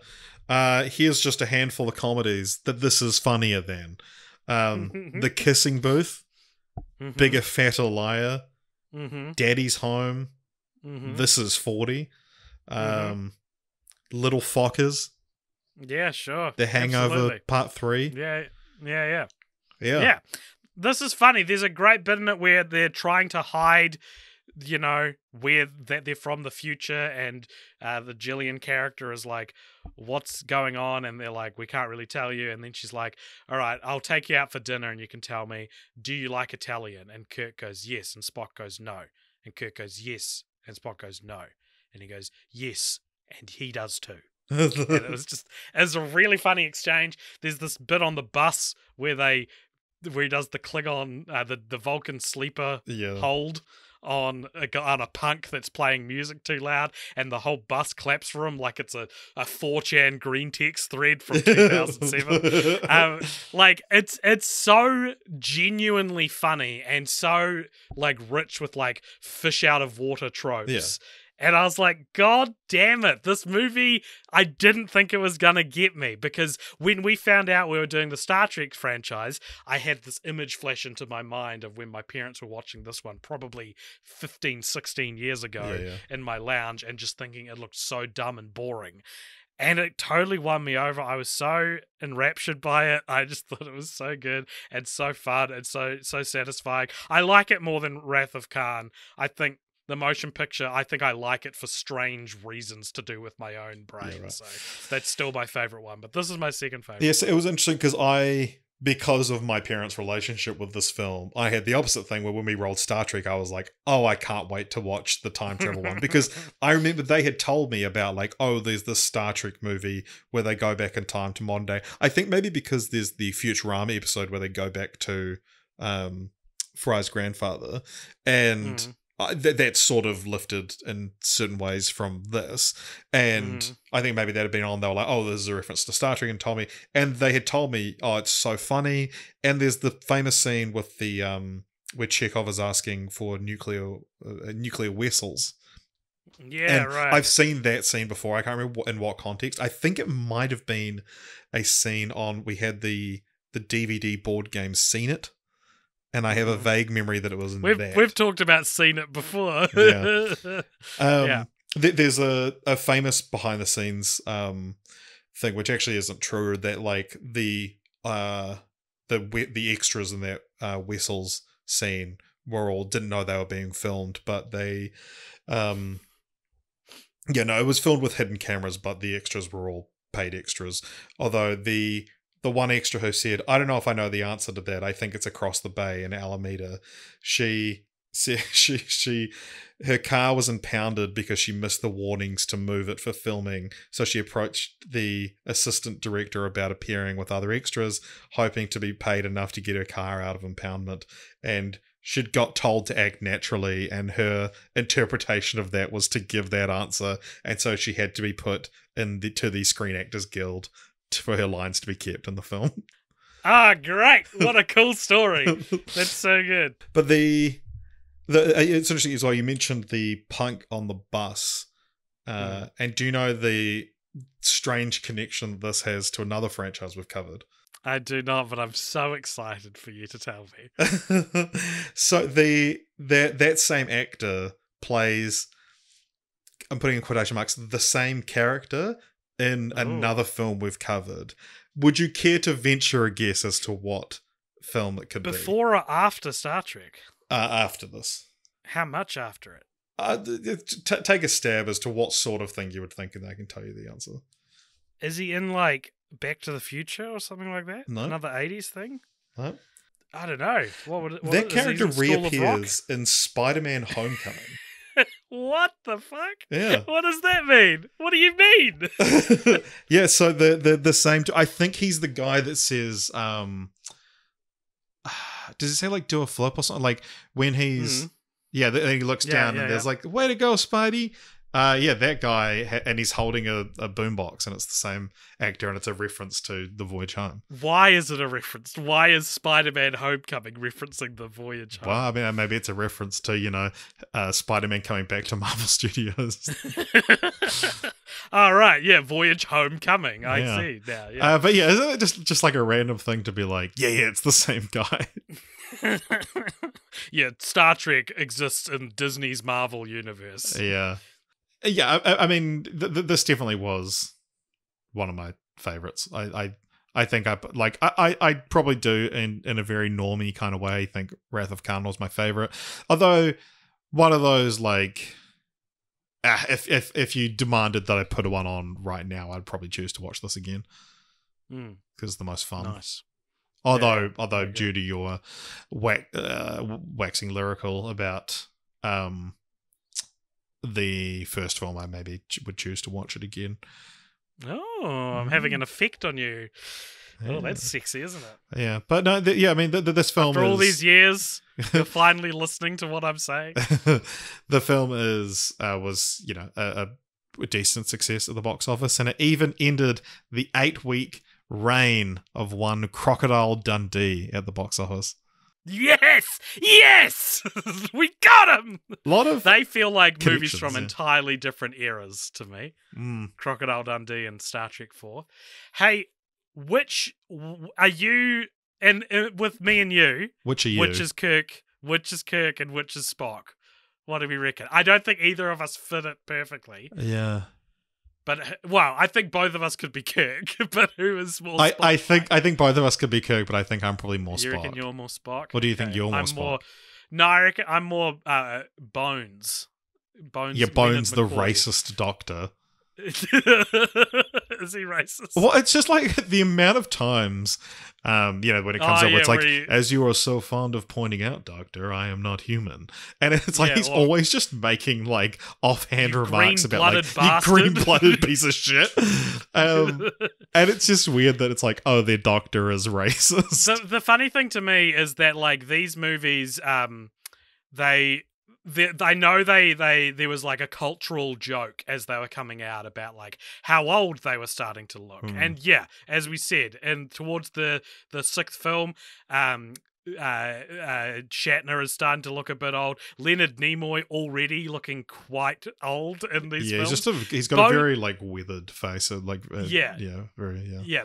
McCoy looks old as shit in the motion picture. Like it's all like they're coming back. It's 20 years later. The handsome William Shatner as Captain Kirk and his very old man best friend McCoy. Yeah, he also McCoy I think was the first one to pass away out of the cast. So yeah, DeForest Kelly. What a name! You couldn't call someone DeForest these days. I think it would be looked down upon. The other bloody rainforest. You couldn't.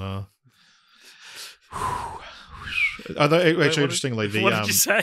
I said with the rainforest, I first said with the random frosty kid, and I was like, "What are you talking about? What are you talking about?" The rainforest was actually one of because the talk of like, oh, we need something that a problem that they need to go back in time to solve, which won't be, like something that they need from back in time. And there was talk of, that it should involve the rainforest. But then I guess they decided they wanted to set it more urban. And Deforest Kelly was like, let's not go there. But I don't want to draw attention to it. They chose Wales because of they were already endangered, and they wanted to It's so advocate funny. for that. And then also, but then that the large size of them is its own comedic problem to solve as well. Yeah. It's so funny that this movie's about whales. Yeah. Yeah, it is. Are you ready to move on to the next film? I am. That is called Star Trek V, The Final Frontier, which... it must be the final one then. Yeah, but also, if we're talking about titles, that I know that you hate this style of title where it's like any of these probably could have been called The Final Frontier, because that's just a saying in Star Trek. How about this? We stop recording every hour to save everything. It's seamless in the edit.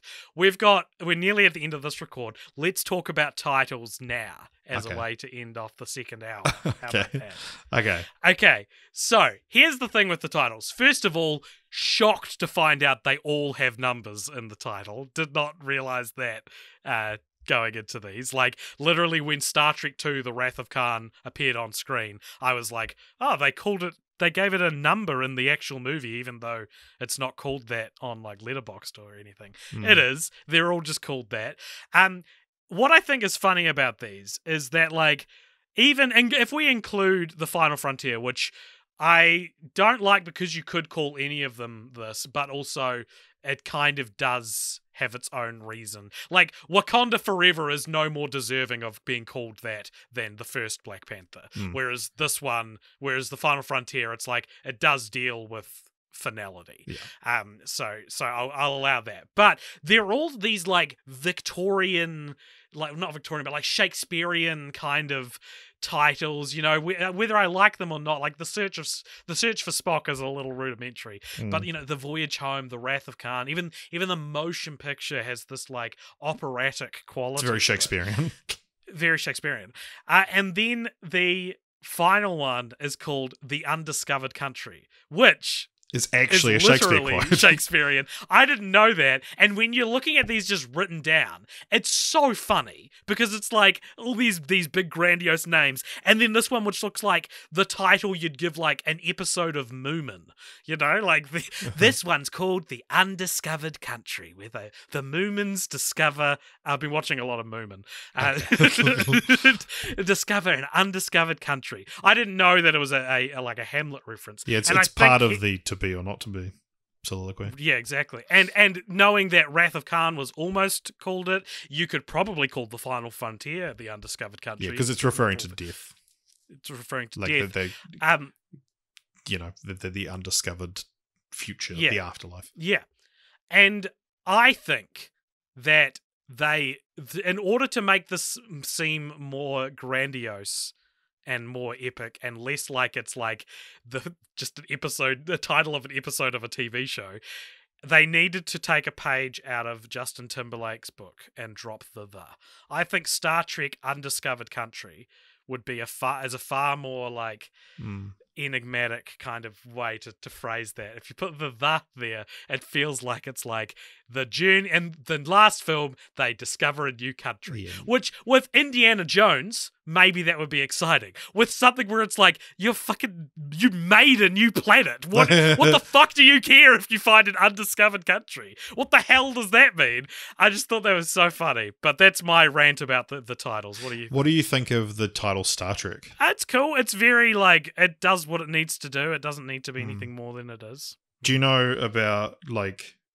I actually think it's in an upcoming film where someone essentially delivers the what are we? Some kind of Star Trek? Star Trekkers? Because apparently I think some kind of is like a Star Trek in joke.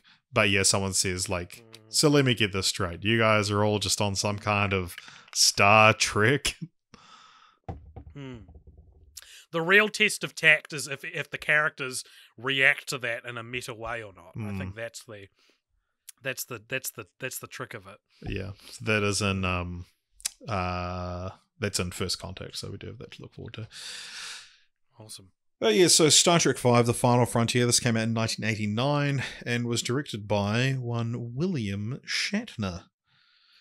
And wow. what do you think I was on Rotten Tomatoes?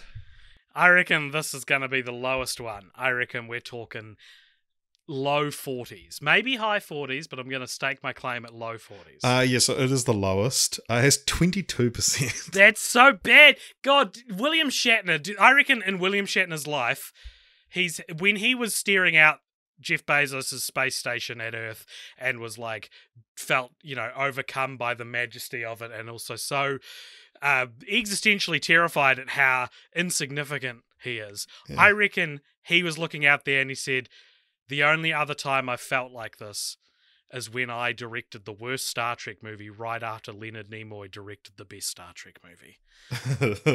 Yeah. Because, it's so very obviously directed by him. Yeah, right. And I don't know how to explain it more than that, but compared to Leonard Nimoy, I just think Leonard Nimoy is such a better director, such a more subtle. Well, yeah, he made 3 Men and a Baby. A pillar of cinema. What did Shatner go on to direct anything else after this? I'm just looking at that. He made a film called Groom Lake, also called The Visitor, which doesn't look very good. He directed a documentary called The Captains, which is about him interviewing the people who played the captains in each of the right, so he hasn't moved out of the box as much as Leonard Nimoy did. But yeah, he directed a bunch of TV shows and stage plays and stuff, which is why he did this. But yeah, he what you're talking about there's I was going to mention it later on, but there's the Futurama episode where no fan has gone before, which has almost all of the original cast returning for it. Do you know the episode I'm talking about? Yeah. Yeah, and so I watched it last night. It's fucking hilarious, especially having seen some Star Trek movies now. Let's do this. Screw doing a Barbie film franchise follow-ups. I'll watch it tonight. We'll do this as last month's film franchise follow-ups. Yeah, I won't go into the full plot for doing that, but they're talking about Leonard Nimoy says, when I directed Star Trek 4, I got such a great performance out of Bill because I respected him so much. And then William Shatner says, yeah, when I directed Star Trek 5, I got such a great performance out of myself because I respect myself so much. It's fun. It's good fun. So this one starts with the guys just camping. It's Leonard Nimoy, Spock, Bones, and Kirk just camping out in the woods. Kirk is free climbing a mountain, which is something I reckon is just you shouldn't do that. Yeah. It's just insanely dangerous, no matter what generation you're from. And guess what? He falls because Spock is distracting him because he flies up on his little jetty boots, which are hilarious. And then he catches him, and it's like, well, I guess he's fine then. But anyway, they're on paid leave or something, and then they're called back to the ship because he's not Klingon, is he? He's Vulcan. He's Spock's long lost half brother has returned from the grave to reveal that he is commandeering. Is he commandeering the Enterprise, or is he commandeering? He's doing something because he wants to go to this far-off planet on which he believes God lives. And they're beamed aboard, they go onto their ship and are taken as prisoners, I think. And then all of the main characters are slowly won over to the bad guy's side. What's his name? It's like Cybot or something. Cybok. He manages to convince, it's almost like he's brainwashing them all, and everyone's like, "What the hell's going on? This is bad." And then everyone except Kirk. Then he brainwashes Bones and Spock, and tries to brainwash Kirk by telling him all about like he basically shows them, makes them relive a painful experience, and then like holds them and allows them to like reach some kind of catharsis and closure from here, and it convinces everyone that he's all good. Then and he's talking to Kirk about it, and Kirk is like, I know what my weaknesses are and I need them. I don't want you to take them away from me. And by this point in the film, I was like, all right, this is pretty good again. This is coming back round. That's a great line. It shows to me that Shatner understands Captain Kirk on a very interesting level. Yeah. And what was interesting though is that he's like, too bad, we're already at the planet, let's go find God. And he's like, all right. And like the rest of the movie, no one gets unbrainwashed. It's just kind of like Sybok was kind of right. Like he was, when you're brainwashed, you're basically being told like there is, this is how you should trust me. And they're like, I guess the movie says, yeah, you should have trusted him. So they go down and they see this giant face in these caves, and who claims to be God. But when God seems very interested in hitching a ride back on the Enterprise, they're like, what does God need with a starship? And he gets very angry at all these questions, revealing himself not to be God, but to be some guy who's been stuck there for however long. And that's the movie. They escape. They get away. They blow up God, and Sybok, I think, gets killed in the fray as well. And they head on back home. Yeah, it is interesting. Like you said, there's like some real good shit in this. Yeah. Meeting God is very like, give me a Star Trek about meeting God. Love it. Yeah, which, I mean, I didn't read the full massive Wikipedia page that there is, but yeah, I mentioned that early on, one of the ideas for the first film was this script called The God Thing. So I imagine that, involved God.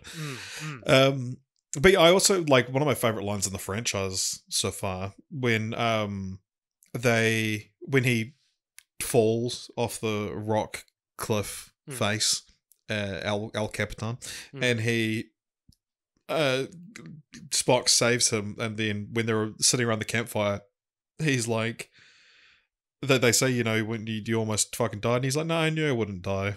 And they're like, well, how? And he's like, because you guys were there, and I've always known somehow that I'm going to die alone. And I was like, Jesus, that is.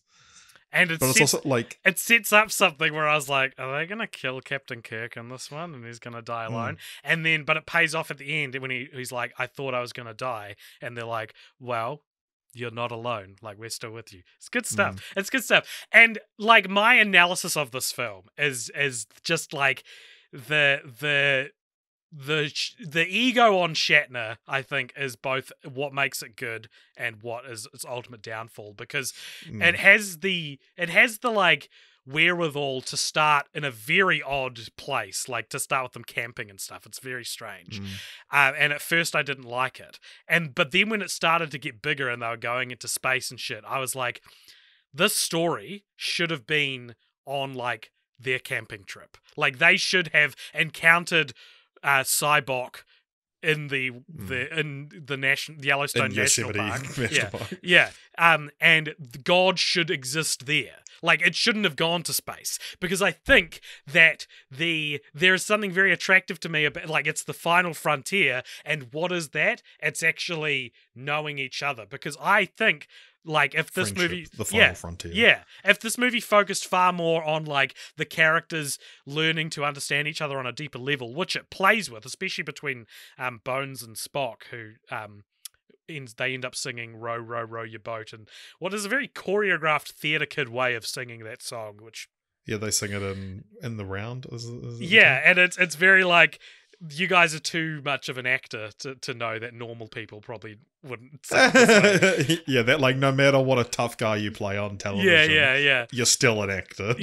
And I just think, like, if it had been that just smaller, just more intimate, and the same stuff could have happened, but smaller and intimate, because there's also this other storyline about, like, the Klingons are still chasing them for the events of the previous films. Oh my god, every time a Klingon came on screen, I just fell asleep. So boring. I wept, for there were no more things on the TV that I wanted to watch. Left to conquer. And So, like, all that, it just gets hampered down by all that shit. And it's like, you have such a good movie hidden inside this movie. Just do that one, you know? But I feel like William Shatner's probably like, no, I've got to like make my mark. And it's like, yeah, but this is the movie everyone expects William Shatner to direct. So why not do something people wouldn't expect you to direct, I guess. Yeah, so when the way that he came on to directing this one is that like during the original series, Shatner and Nimoy's lawyers drafted what Shatner refers to as a favored nations clause, so that whatever one of them got, the other, so a pay rise or creative control or anything, the other one would also get. And Shatner had directed plays and TV episodes, as I mentioned, and when he signed on after the pay dispute and everything for the last film, he was promised he'd be able to direct this one. Wow, there you go. As fairness. But yeah, I mean, it's the producers said that this almost killed the franchise, this film. Overwhelmingly negative response. Interestingly, the pre-production was cut into because of the 1988 Writers Guild of America strike. We should do an episode on like the history of writers' strikes, and look at how it's affected the world so far. Yeah, this one was, among the disputes were residuals from syndicated reruns of hour-long shows. Which is essentially what Netflix people are, like the Netflix version of that is like the big sticking point for the current strike. Well, the last time that they were both on strike together, both guilds, was what created residuals. Right. Because syndication became a thing. So, and now it's the fact that, well, you've got this new medium and residuals don't exist anymore, or like that, because you're not telling us how many people are watching them. Yeah. Shatner came up with this, or sort of developed their initial storyline. The idea being that Cyborg would search for God, but instead find the devil. Nice. And the idea was based on televangelism.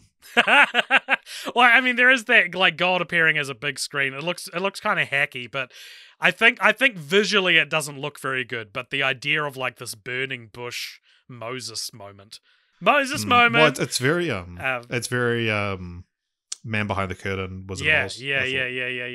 I thought it looked pretty stupid, and that probably counts against its Rotten Tomato score. But also, there's a bit where they need to distract some guards, so they get Uhura to do like a sexy dance. And that was just like, what is this? What is this movie? The Wales I could handle. This feels like it's betraying a lot Michelle more. Nichols being sexy? Not for me. Give me the Wales, goddammit! This was one of the ones that Gene Roddenberry hated as well. Roddenberry, DeForest Kelley, and Leonard Nimoy all objected to the idea that Spock and McCoy would betray Kirk. Right. Well, they don't really betray him, though. Yeah, they.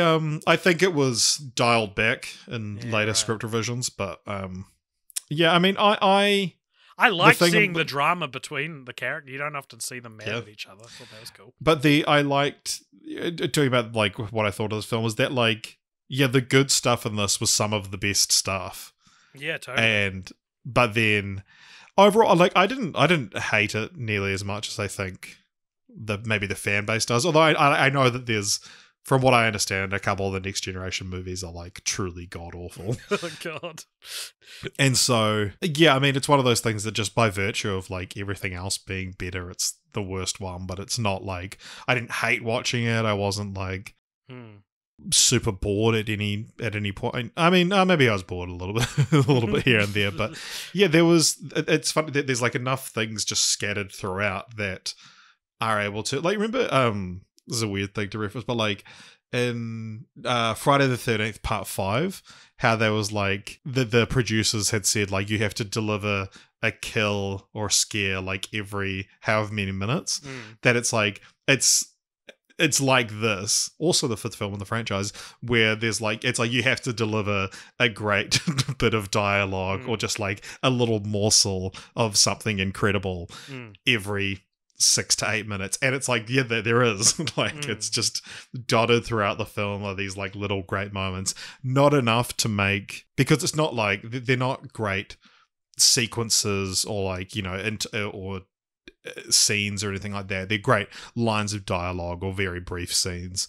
So it's not fitting into that. A good film is, you know, 3 great scenes and no bad ones. Yeah. Because none of them are like substantial enough to hold up the film. And like, when this film's at its worst, it's what I assumed how I felt I would feel, or how I thought I would feel about every Star Trek movie. Yeah, like, I just don't really care. Very plodding, I don't really care, very boring. And to this franchise's credit so far, even this one, not that bad, I thought. So, yeah.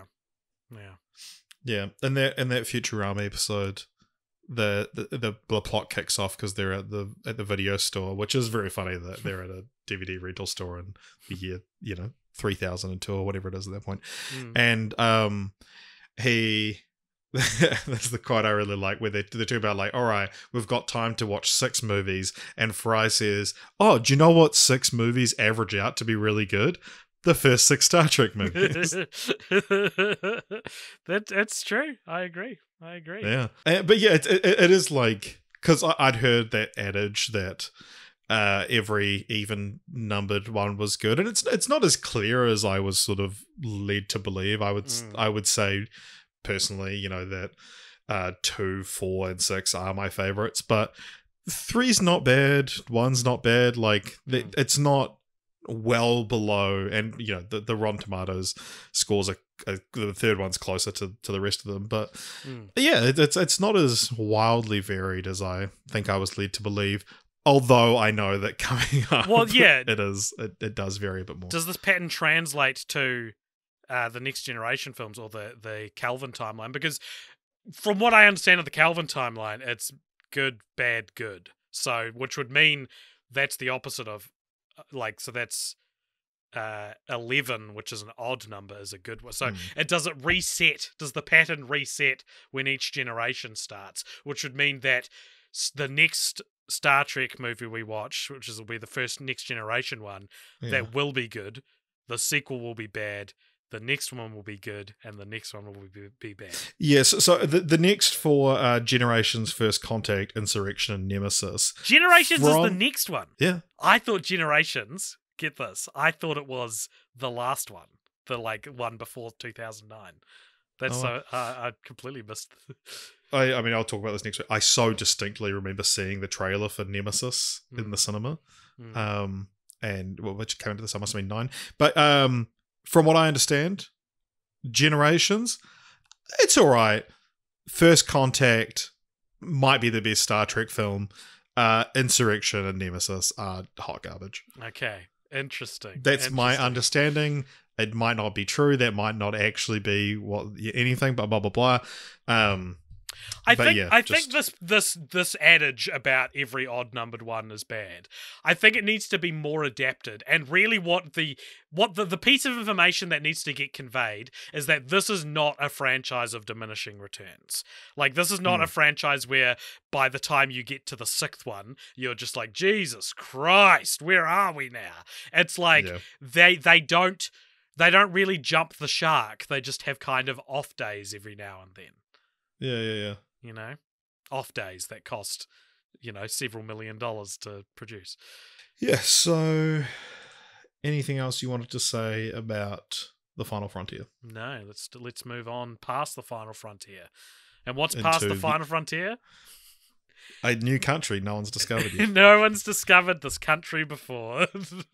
So, yeah, Star Trek VI, The Undiscovered Country, came out in 1991. Directed again by Nicholas Meyer, who did Wrath of Khan. And what does it have on Rotten Tomatoes? Let's go 82. Dead on, 82. Yes! I did it, everybody! The Final Frontier! The Undiscovered Country, if you will. Yeah, the Undiscovered Country. For me, specifically guessing the Rotten Tomato scores of a movie. What is this one about? All right, so this one is about the, like, one of the Klingons' moons is, like, dying or something. Praxis, yeah. It's blowing up, and so the Klingons are sort of like, hey, can we work out some kind of refuge situation with Star Federation? And everyone, it's sort of like a hot topic issue. It's very it's very Brexit. It's like the opposite of Brexit. Well, it's the Cold War. I guess it's just other diplomatic disputes that have happened before Brexit. That happened closer to the time. I don't know why I had to say it's the opposite of something when there's plenty of cases of like immigration, like fiascos and things. So sadly though, our best friend Captain Kirk is like, fuck no, I hate those fucking green-blooded bastards. You can't fucking trust them. Every single one of them is untrustworthy. There's a character But spending too much time with Bones, I think. Yeah.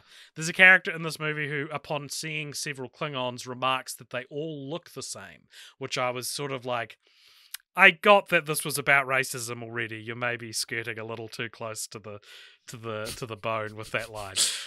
So in order to like work things out though, they have like a friendly dinner with some of the Klingons, where tensions are high, and there's one played by Christopher Plummer who's a real thorn in Kirk's side. And then after their dinner, they're like, "Thank you for such a lovely dinner. I couldn't eat another bite." And they go back to their ship, where they are promptly torpedoed by an unknown assailant. It is assumed that it was the Enterprise, though. Comes from the Enterprise.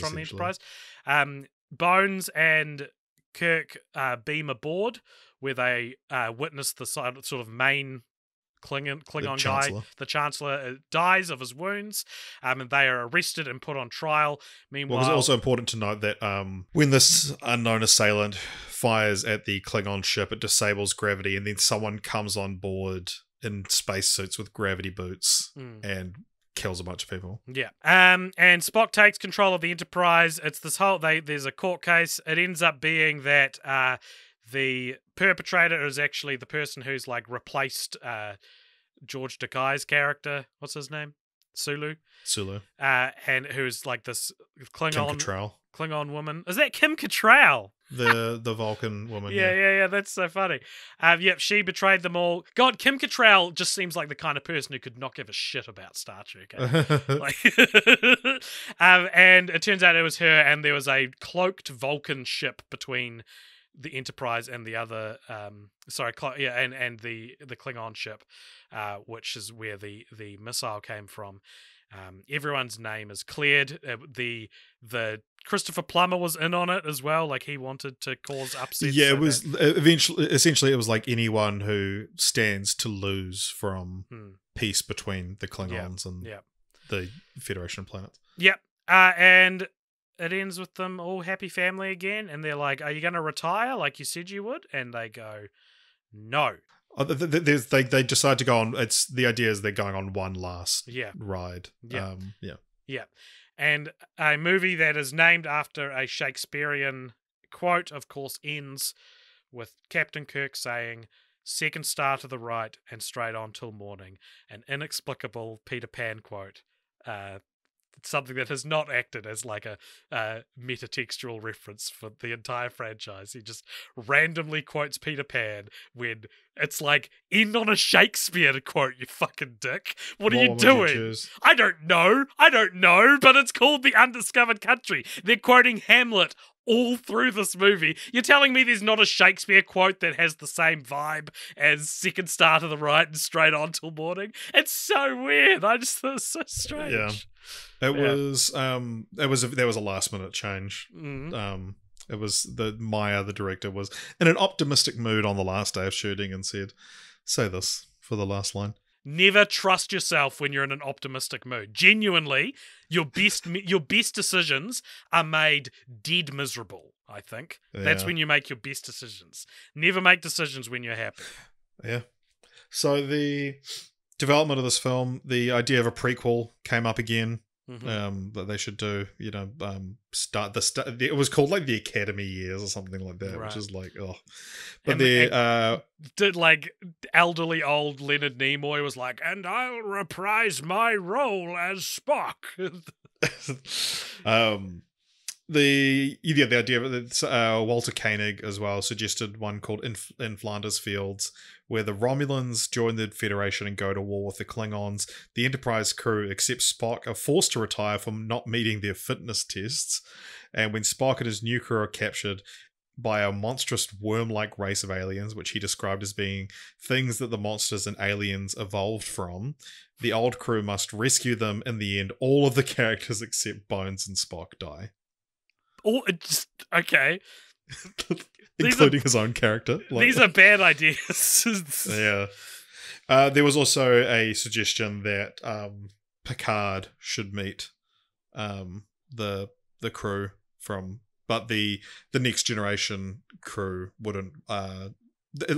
It was like the Next Generation team, like the team behind the TV show, refused to end their show for it. So it's like, I don't know why they would need to end the show for Picard to show up. What are they Next Generation? Is that set a reasonable time? A century later. Yeah.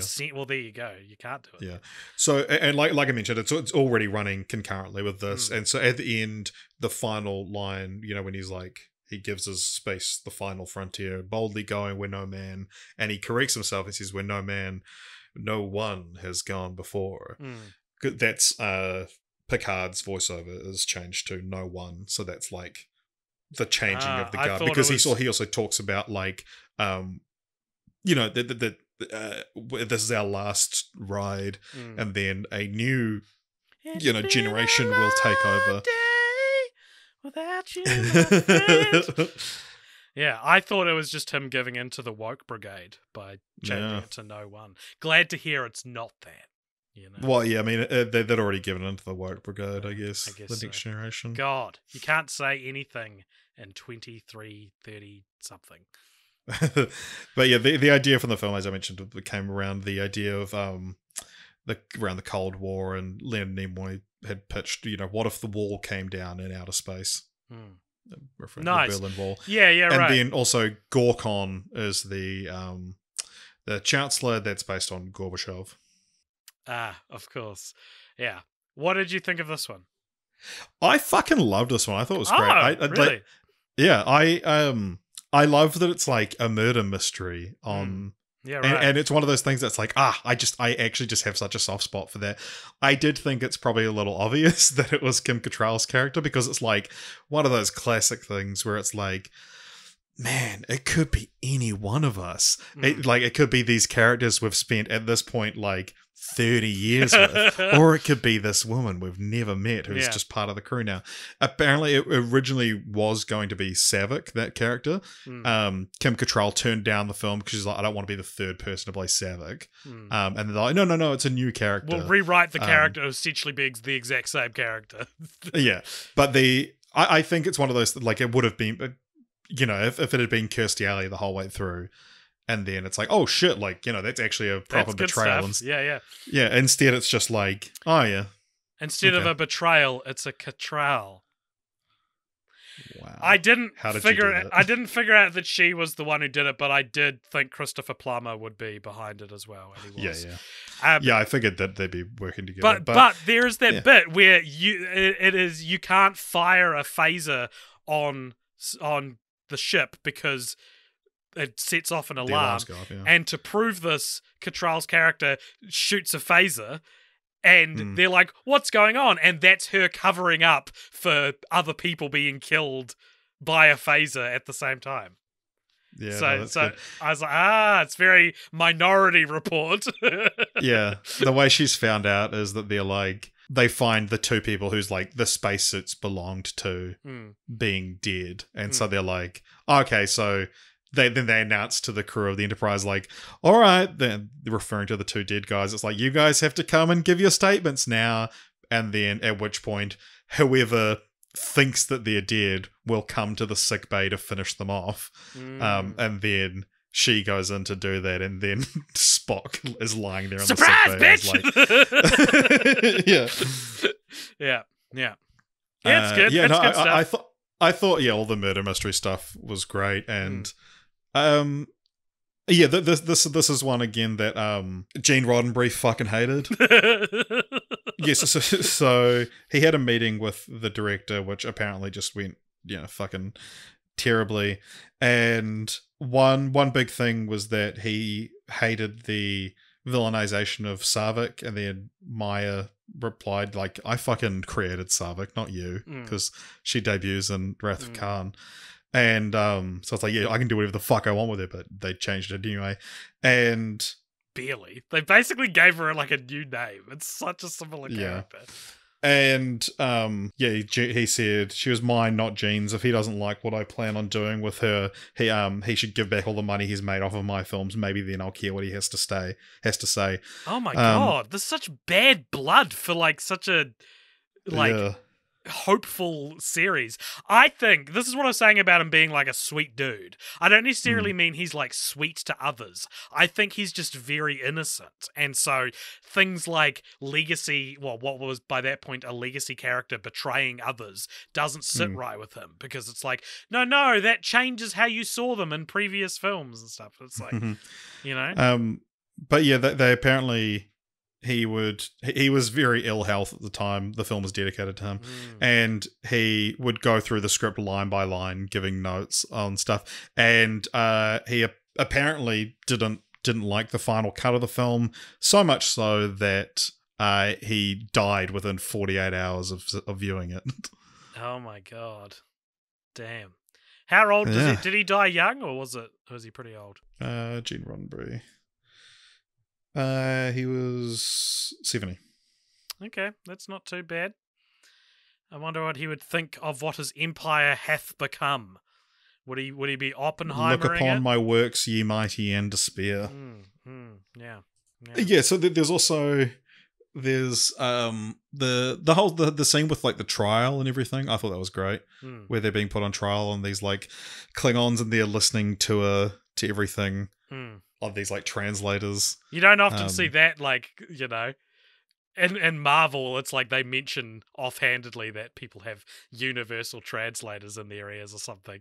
It's the most like convenient, contrived thing that we all just have to accept. But but they're actually like holding these devices to the ears, which is like what if you see a press conference, someone promoting their film in France, like that's what they're doing. They're being having these things, And it's an interesting thing, but then the Klingons are speaking English in the film as we hear it, which is it's a nice little bit of hand waving to get it, And then there's the whole scene with they go to like a prison and they meet a shapeshifter, which is I thought was like kind of an interesting thing to bring into the franchise. And they shapeshift to the shape of Captain Kirk, and he fights himself. Yeah. I was like, this is it. This is the stuff, And then he's like, he kisses himself. Yeah. Like he kissed when she was in a different form. Yeah. And then he's like, wait a minute, I kissed you. And he's like, yeah, it would be your dream. Which apparently they were very nervous about showing that line to William Shatner. And he fucking loved it. Yeah, that's great. I think this, and in this, when they're both looking like Captain Kirk, there's the moment where they're like, which one of you's the real one? It's him, you idiot. And like that is such a trope and parodied scene. And I don't think I've ever seen like a sincere version of it. I've only seen the like Family Guy joke version where it's like, I know this is referencing something more serious, but it's always like, which one of us? Or actually, I guess Muppets Most Wanted does it as well in a pretty sincere way. Yeah, so. There's the one in Family Guy where it's like, I don't know which one to shoot. And it's like, we haven't swapped. What the hell are you talking about? I was thinking of the one where Lois shoots one of two Peters, and then he's like, how'd you know it was me? And they hug, and then Peter's face falls down, and there's a robot. Yeah, they use it a few times at Family Guy, I think. We're going to start a Family Guy podcast, everybody. The film franchise Fortnights is coming to an end, and we're going to start a new podcast we decided today called The Family Guy Family, where we get a bunch of other guys in a little family, and I reckon we pick episodes of Family Guy at random and argue for or against its merits as a piece of entertainment. Or we could do Family Guy Fortnights. Oh, this is getting dangerously developed. But these ideas are too good. These ideas are kind of interesting to me. My headphones out. I can't actually hear what you're saying right now. I said the funniest joke, but you're only gonna hear it if you listen back. No, my one weakness. Yeah, it's funny that because I was actually like, I can't remember which one's which, and they're not making it obvious which one's which. And then one of them just gets shot and obliterated, and it's like, I don't know, that's not Kirk. I'm not smart enough to have picked up which one is Kirk and which one isn't. Apparently, one of the things is that when they say like it's him, the shapeshifter points at like wildly the wrong height, implying that they're not used to being that size. Right. Okay. It's just one of that's the quite clues. the imply. Yeah. So, what did you think of this one? Did you?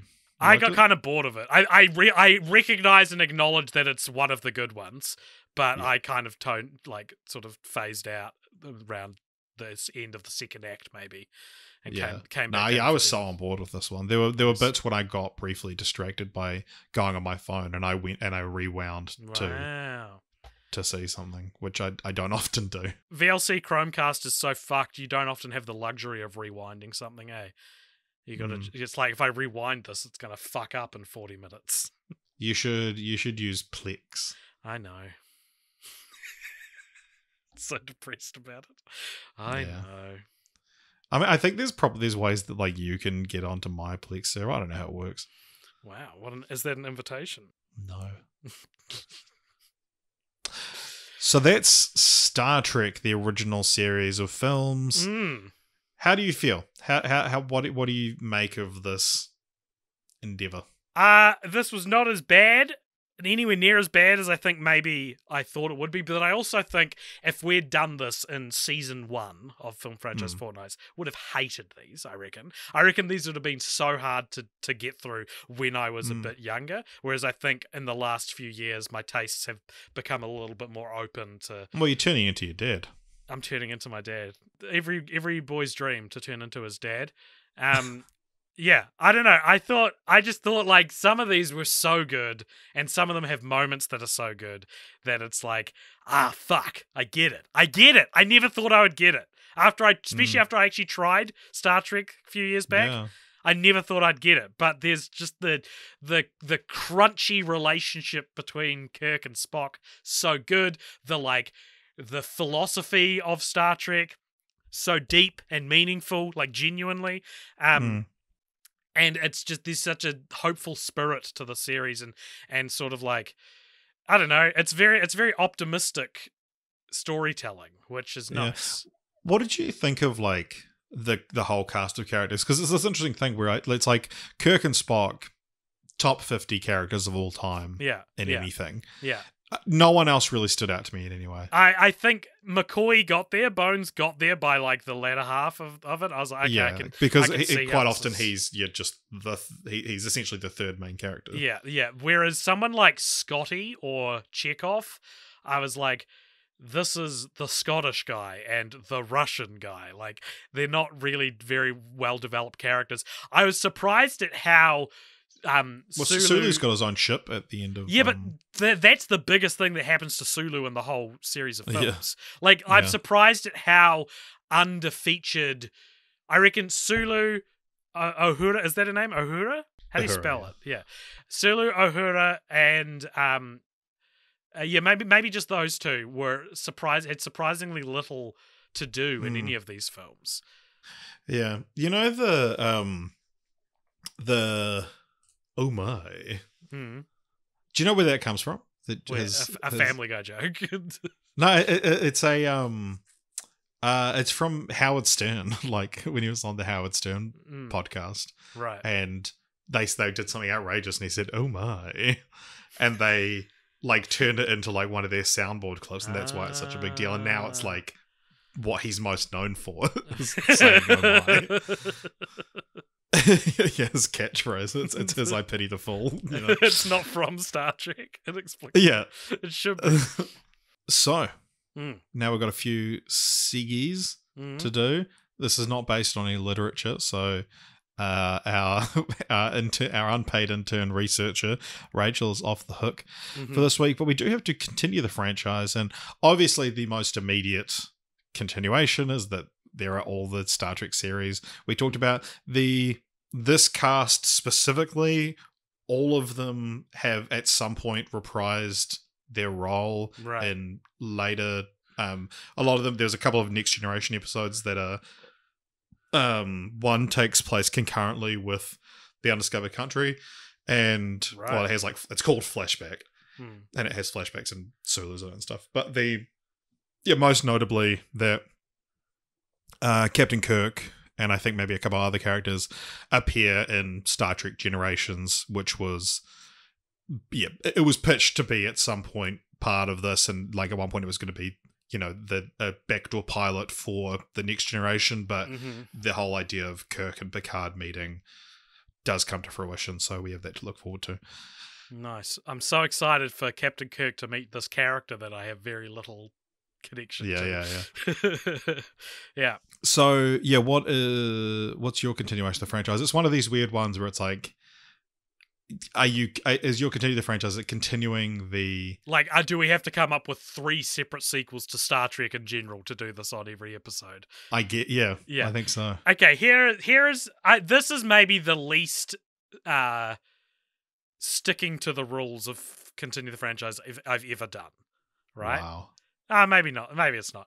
But I was watching the first film. I was watching the motion picture, and I was so impressed by the story. I said before that the arc, especially like Decker's arc, I thought was so interesting and so well told, and such a well told story. And Kirk is such a good foil. It's way more of a Kirk and Decker movie than a Kirk and Spock movie. And I started to think how many people remember Star Trek, the motion picture? Like, when people talk about the Star Trek movies, they're talking about Wrath of Khan and stuff. And I was like, could you get away with making an entirely different movie that has this exact character dynamic and arc in the center of it? Nice. It's a story about a professional dispute that leads to a personal dispute between two travelers or captains, two people of authority. The one who is replaced is really salty at the one who replaced him, and when he advises him not to go into danger, he does, and the replaced guy's girlfriend gets killed as a result of it. She comes back in this alien form, and he comes to transcend his want to even be captain anymore. And while it's not exactly this, I realized... So you're pitching a remake where you couldn't get the rights. Yeah, but what I realized is, and it's not beat for beat, but I think it's going to make you go, oh yeah. The movie I kind of came up with without realizing it, trying to steal this, is The Prestige. Yeah. I think that's why I liked it, is because I was reminded of Christopher Nolan's The Prestige. It's told with magicians, and there's no, the ending isn't really the same thing as the ending to the motion picture, but it is about 2 rivals in the same field. One is responsible for the death of the other's loved one. I think is that and they each split off into different fields, and that in The Prestige it winds up one is clearly the bad guy and one, well, not clearly the bad guy, but one loses, whereas that's not the case for the motion picture. But yeah, so that's my continue the franchise journey, as I wanted to copy this movie if I couldn't get the rights, because I thought it was maybe the storytelling was invisible enough that no one would notice, and then came to realize, someone has already done this with The Prestige. Yeah. Also, this is a segment where we each pitch a continuation of the franchise. Yeah. We do this every episode. My continuation of the franchise, it's I so because it's the only cast I'm attached to. I so desperately would want to see this with the original cast, and I don't know how you do it, but I want to see the animated versions. Get the animated versions. Animated versions. Get Shatner back, and get Zachary Quinto to do Spock, or that. Gregory Peck's grandson. Yeah. But I want to see a Star Trek slasher movie, or a horror movie. Quentin Tarantino for a long time was my 10th film will be an R-rated Star Trek movie. Remember that? His one was going to be that they travel back in time to become Prohibition era gangsters, though. That dude just says shit, eh? And it's just like, Yeah. oh yeah, that probably won't happen. Yeah, but hey, but no, like I was just so intrigued by the murder mystery aspect of the Undiscovered Country that I was like, fuck yeah, like if there's a slasher on the Enterprise. That's cool. And I mean, you know, like bound to have ethnically diverse crewmates of a spaceship A get doomed picked off spaceship. one by one Yeah. is like, yeah, they're a bloody dime a dozen. So you're What pitching if Dracula's on the ship? you're pitching a dime a dozen sequel to Star Trek. Yeah, no, I just think that like the way that the cast was working together to solve an issue, I think was the most enticing part of that for me, and I think that I like slasher movies. That's like I've always said I'm not a big horror guy, but I'm coming around to saying I'm a slasher guy. That's so funny, man. Horrors are so much better than slashers, like by and large, I reckon. Like you're gonna find more like greatest films ever made that are horrors. I think maybe Halloween is the only slasher I would say has got that kind of level of respect. No, but like I always say when people like, oh, do you like horror movies? It's like I'm not like into horror movies because there are people that, you know, like every shitty horror movie that Netflix releases, they're like, oh, I have to watch it because it's the new horror. But it's like I like really highbrow horror and I like a specific brand of lowbrow horror. Yeah, right. That makes sense. And it's slashers that like I can quite easily get into a slasher where it's just creative kills and a fun twist at the end usually. That's what I'm into. Or the elevated horror or whatever you want to call it when it's also a good film. But anyway, yeah, mine is you're taking it's actually a good film of Star Trek and adding in the lowbrow horror that I like. Nice. And now we're going to rank the franchise. So over on letterboxd.com/cultpopture, you can find a list where we have ranked every single franchise we've covered on the podcast before. This is the 181st franchise on the list. I know that some people are playing at home and someone teased that. Have we talked about this on pod? For those not on the Discord, which you should get on the Discord, there's like a contingent of listeners who place bets on where we rank, which is such an interesting responsibility to put on you and I. To like, now there are stakes. It's actually made ranking them a little bit more interesting. Well, someone's gotten it exactly right twice in a row, but someone said... Fuck? Really? Yeah. Oh my god. Yeah, that someone said, oh, like the discussion's heating up because we're not privy to this. That's not, they don't put it on this is like in a private chat they have that like, you know, a big contingent of a Discord has. It's not like so that we can't, you know. Yeah. Because the thing is, you and I don't care about the ranking enough to not just try to fuck over one of our fans who's real confident on where it would go. So, but yeah, we are we're adding Star Trek the Motion Picture because I think that this is a franchise where they are so segmented into their 3 generations that it's quite easy and I'm quite confident to put them as 3 separate entries. So, Star Trek the Motion Picture is going in.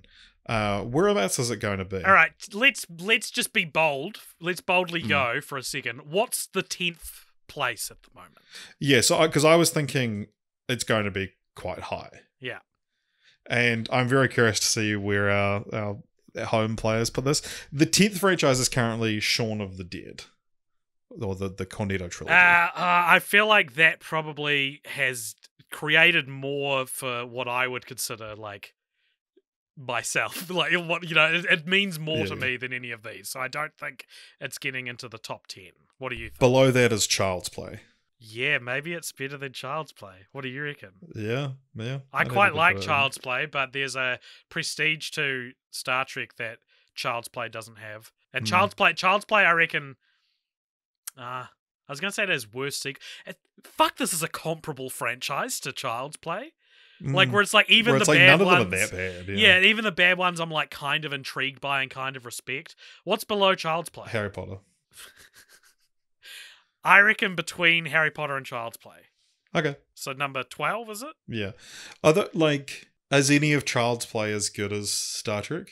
In a very different way, but maybe not. Maybe it should go above Child's Play. Yeah, You I make like a Child's call. Play is very consistent, but I think the highs of Star Trek are higher. I agree. Let's do it. Okay, number 11, it's going in. Wow, I hope that satisfies those listening. And now- I hope it fucks off the ones listening.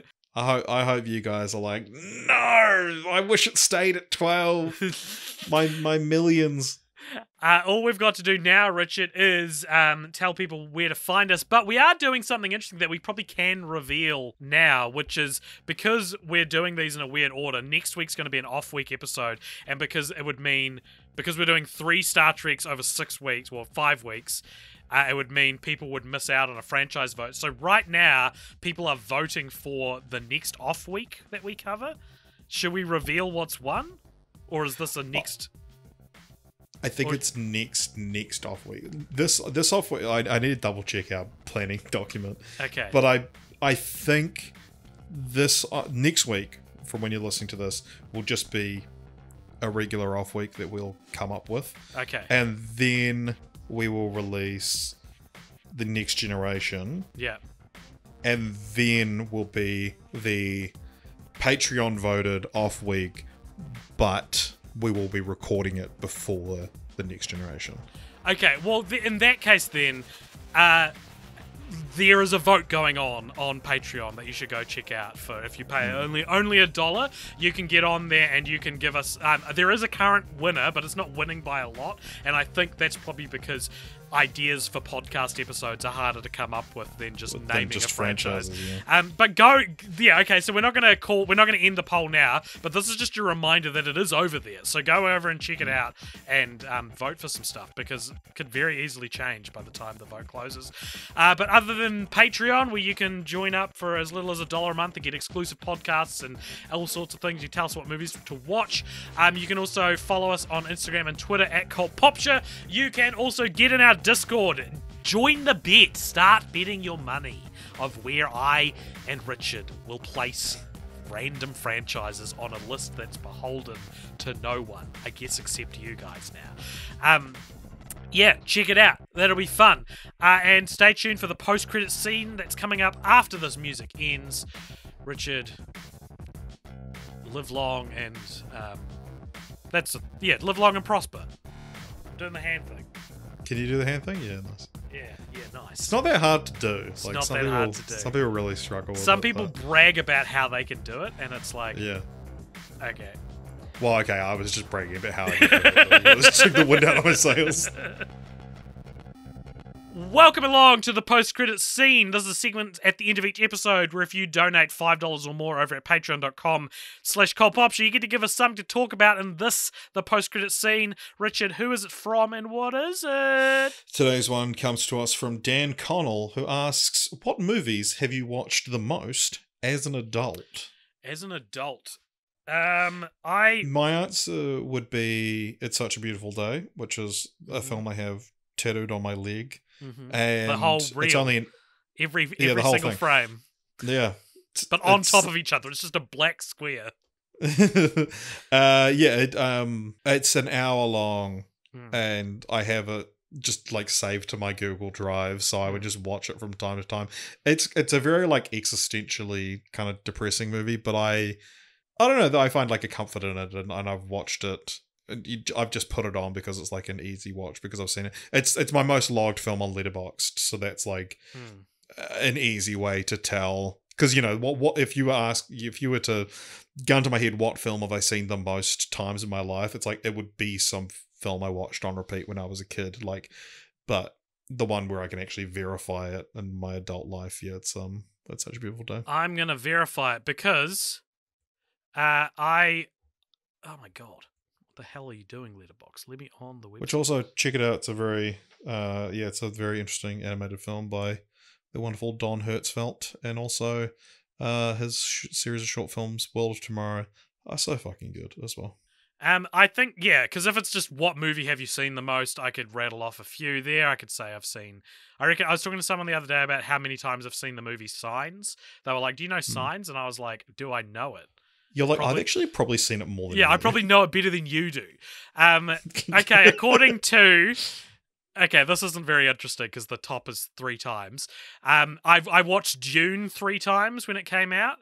I've seen The Happening twice in the last couple of years, once for the podcast, once because we were just watching it. All these answers are going to be podcast related because there's like Princess Mononoke, Scoob, Falling for Christmas, like all these movies that I watched twice, for various reasons for the podcast. And the only other answer I can think of is I became like an ambassador for Sorry to Bother You when that came out, so I saw that. Right. Like 3 times, I think, or right around when that came out. Showing it to everyone. Yeah, but I don't rewatch films. I don't rewatch films I like. Like, it stopped being something I do, I think. I don't have time. And maybe there'll be a time in my life where I will now. Like, but it's like, if I'm going to watch a movie that's not for the podcast, I want to watch broaden my horizons. I want to watch something I haven't seen before.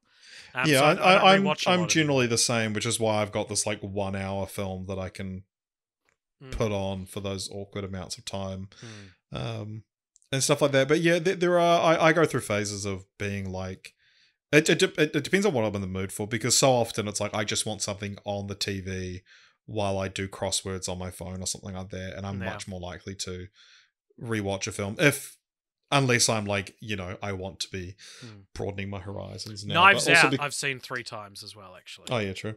But especially because I watch films for work and for the podcast now, that it's like, it's so rare for me to have an opportunity to just watch a film for fun. Yeah, exactly. I haven't seen It's Such a Beautiful Day in like over a year since I've started doing this stuff at work, but it's like, yeah, there's always another film I should be watching. Yeah, exactly. Like right now, I need to go watch Wild Wild West for the podcast. All right, everybody. Thank you very much for listening, and we'll see you next time.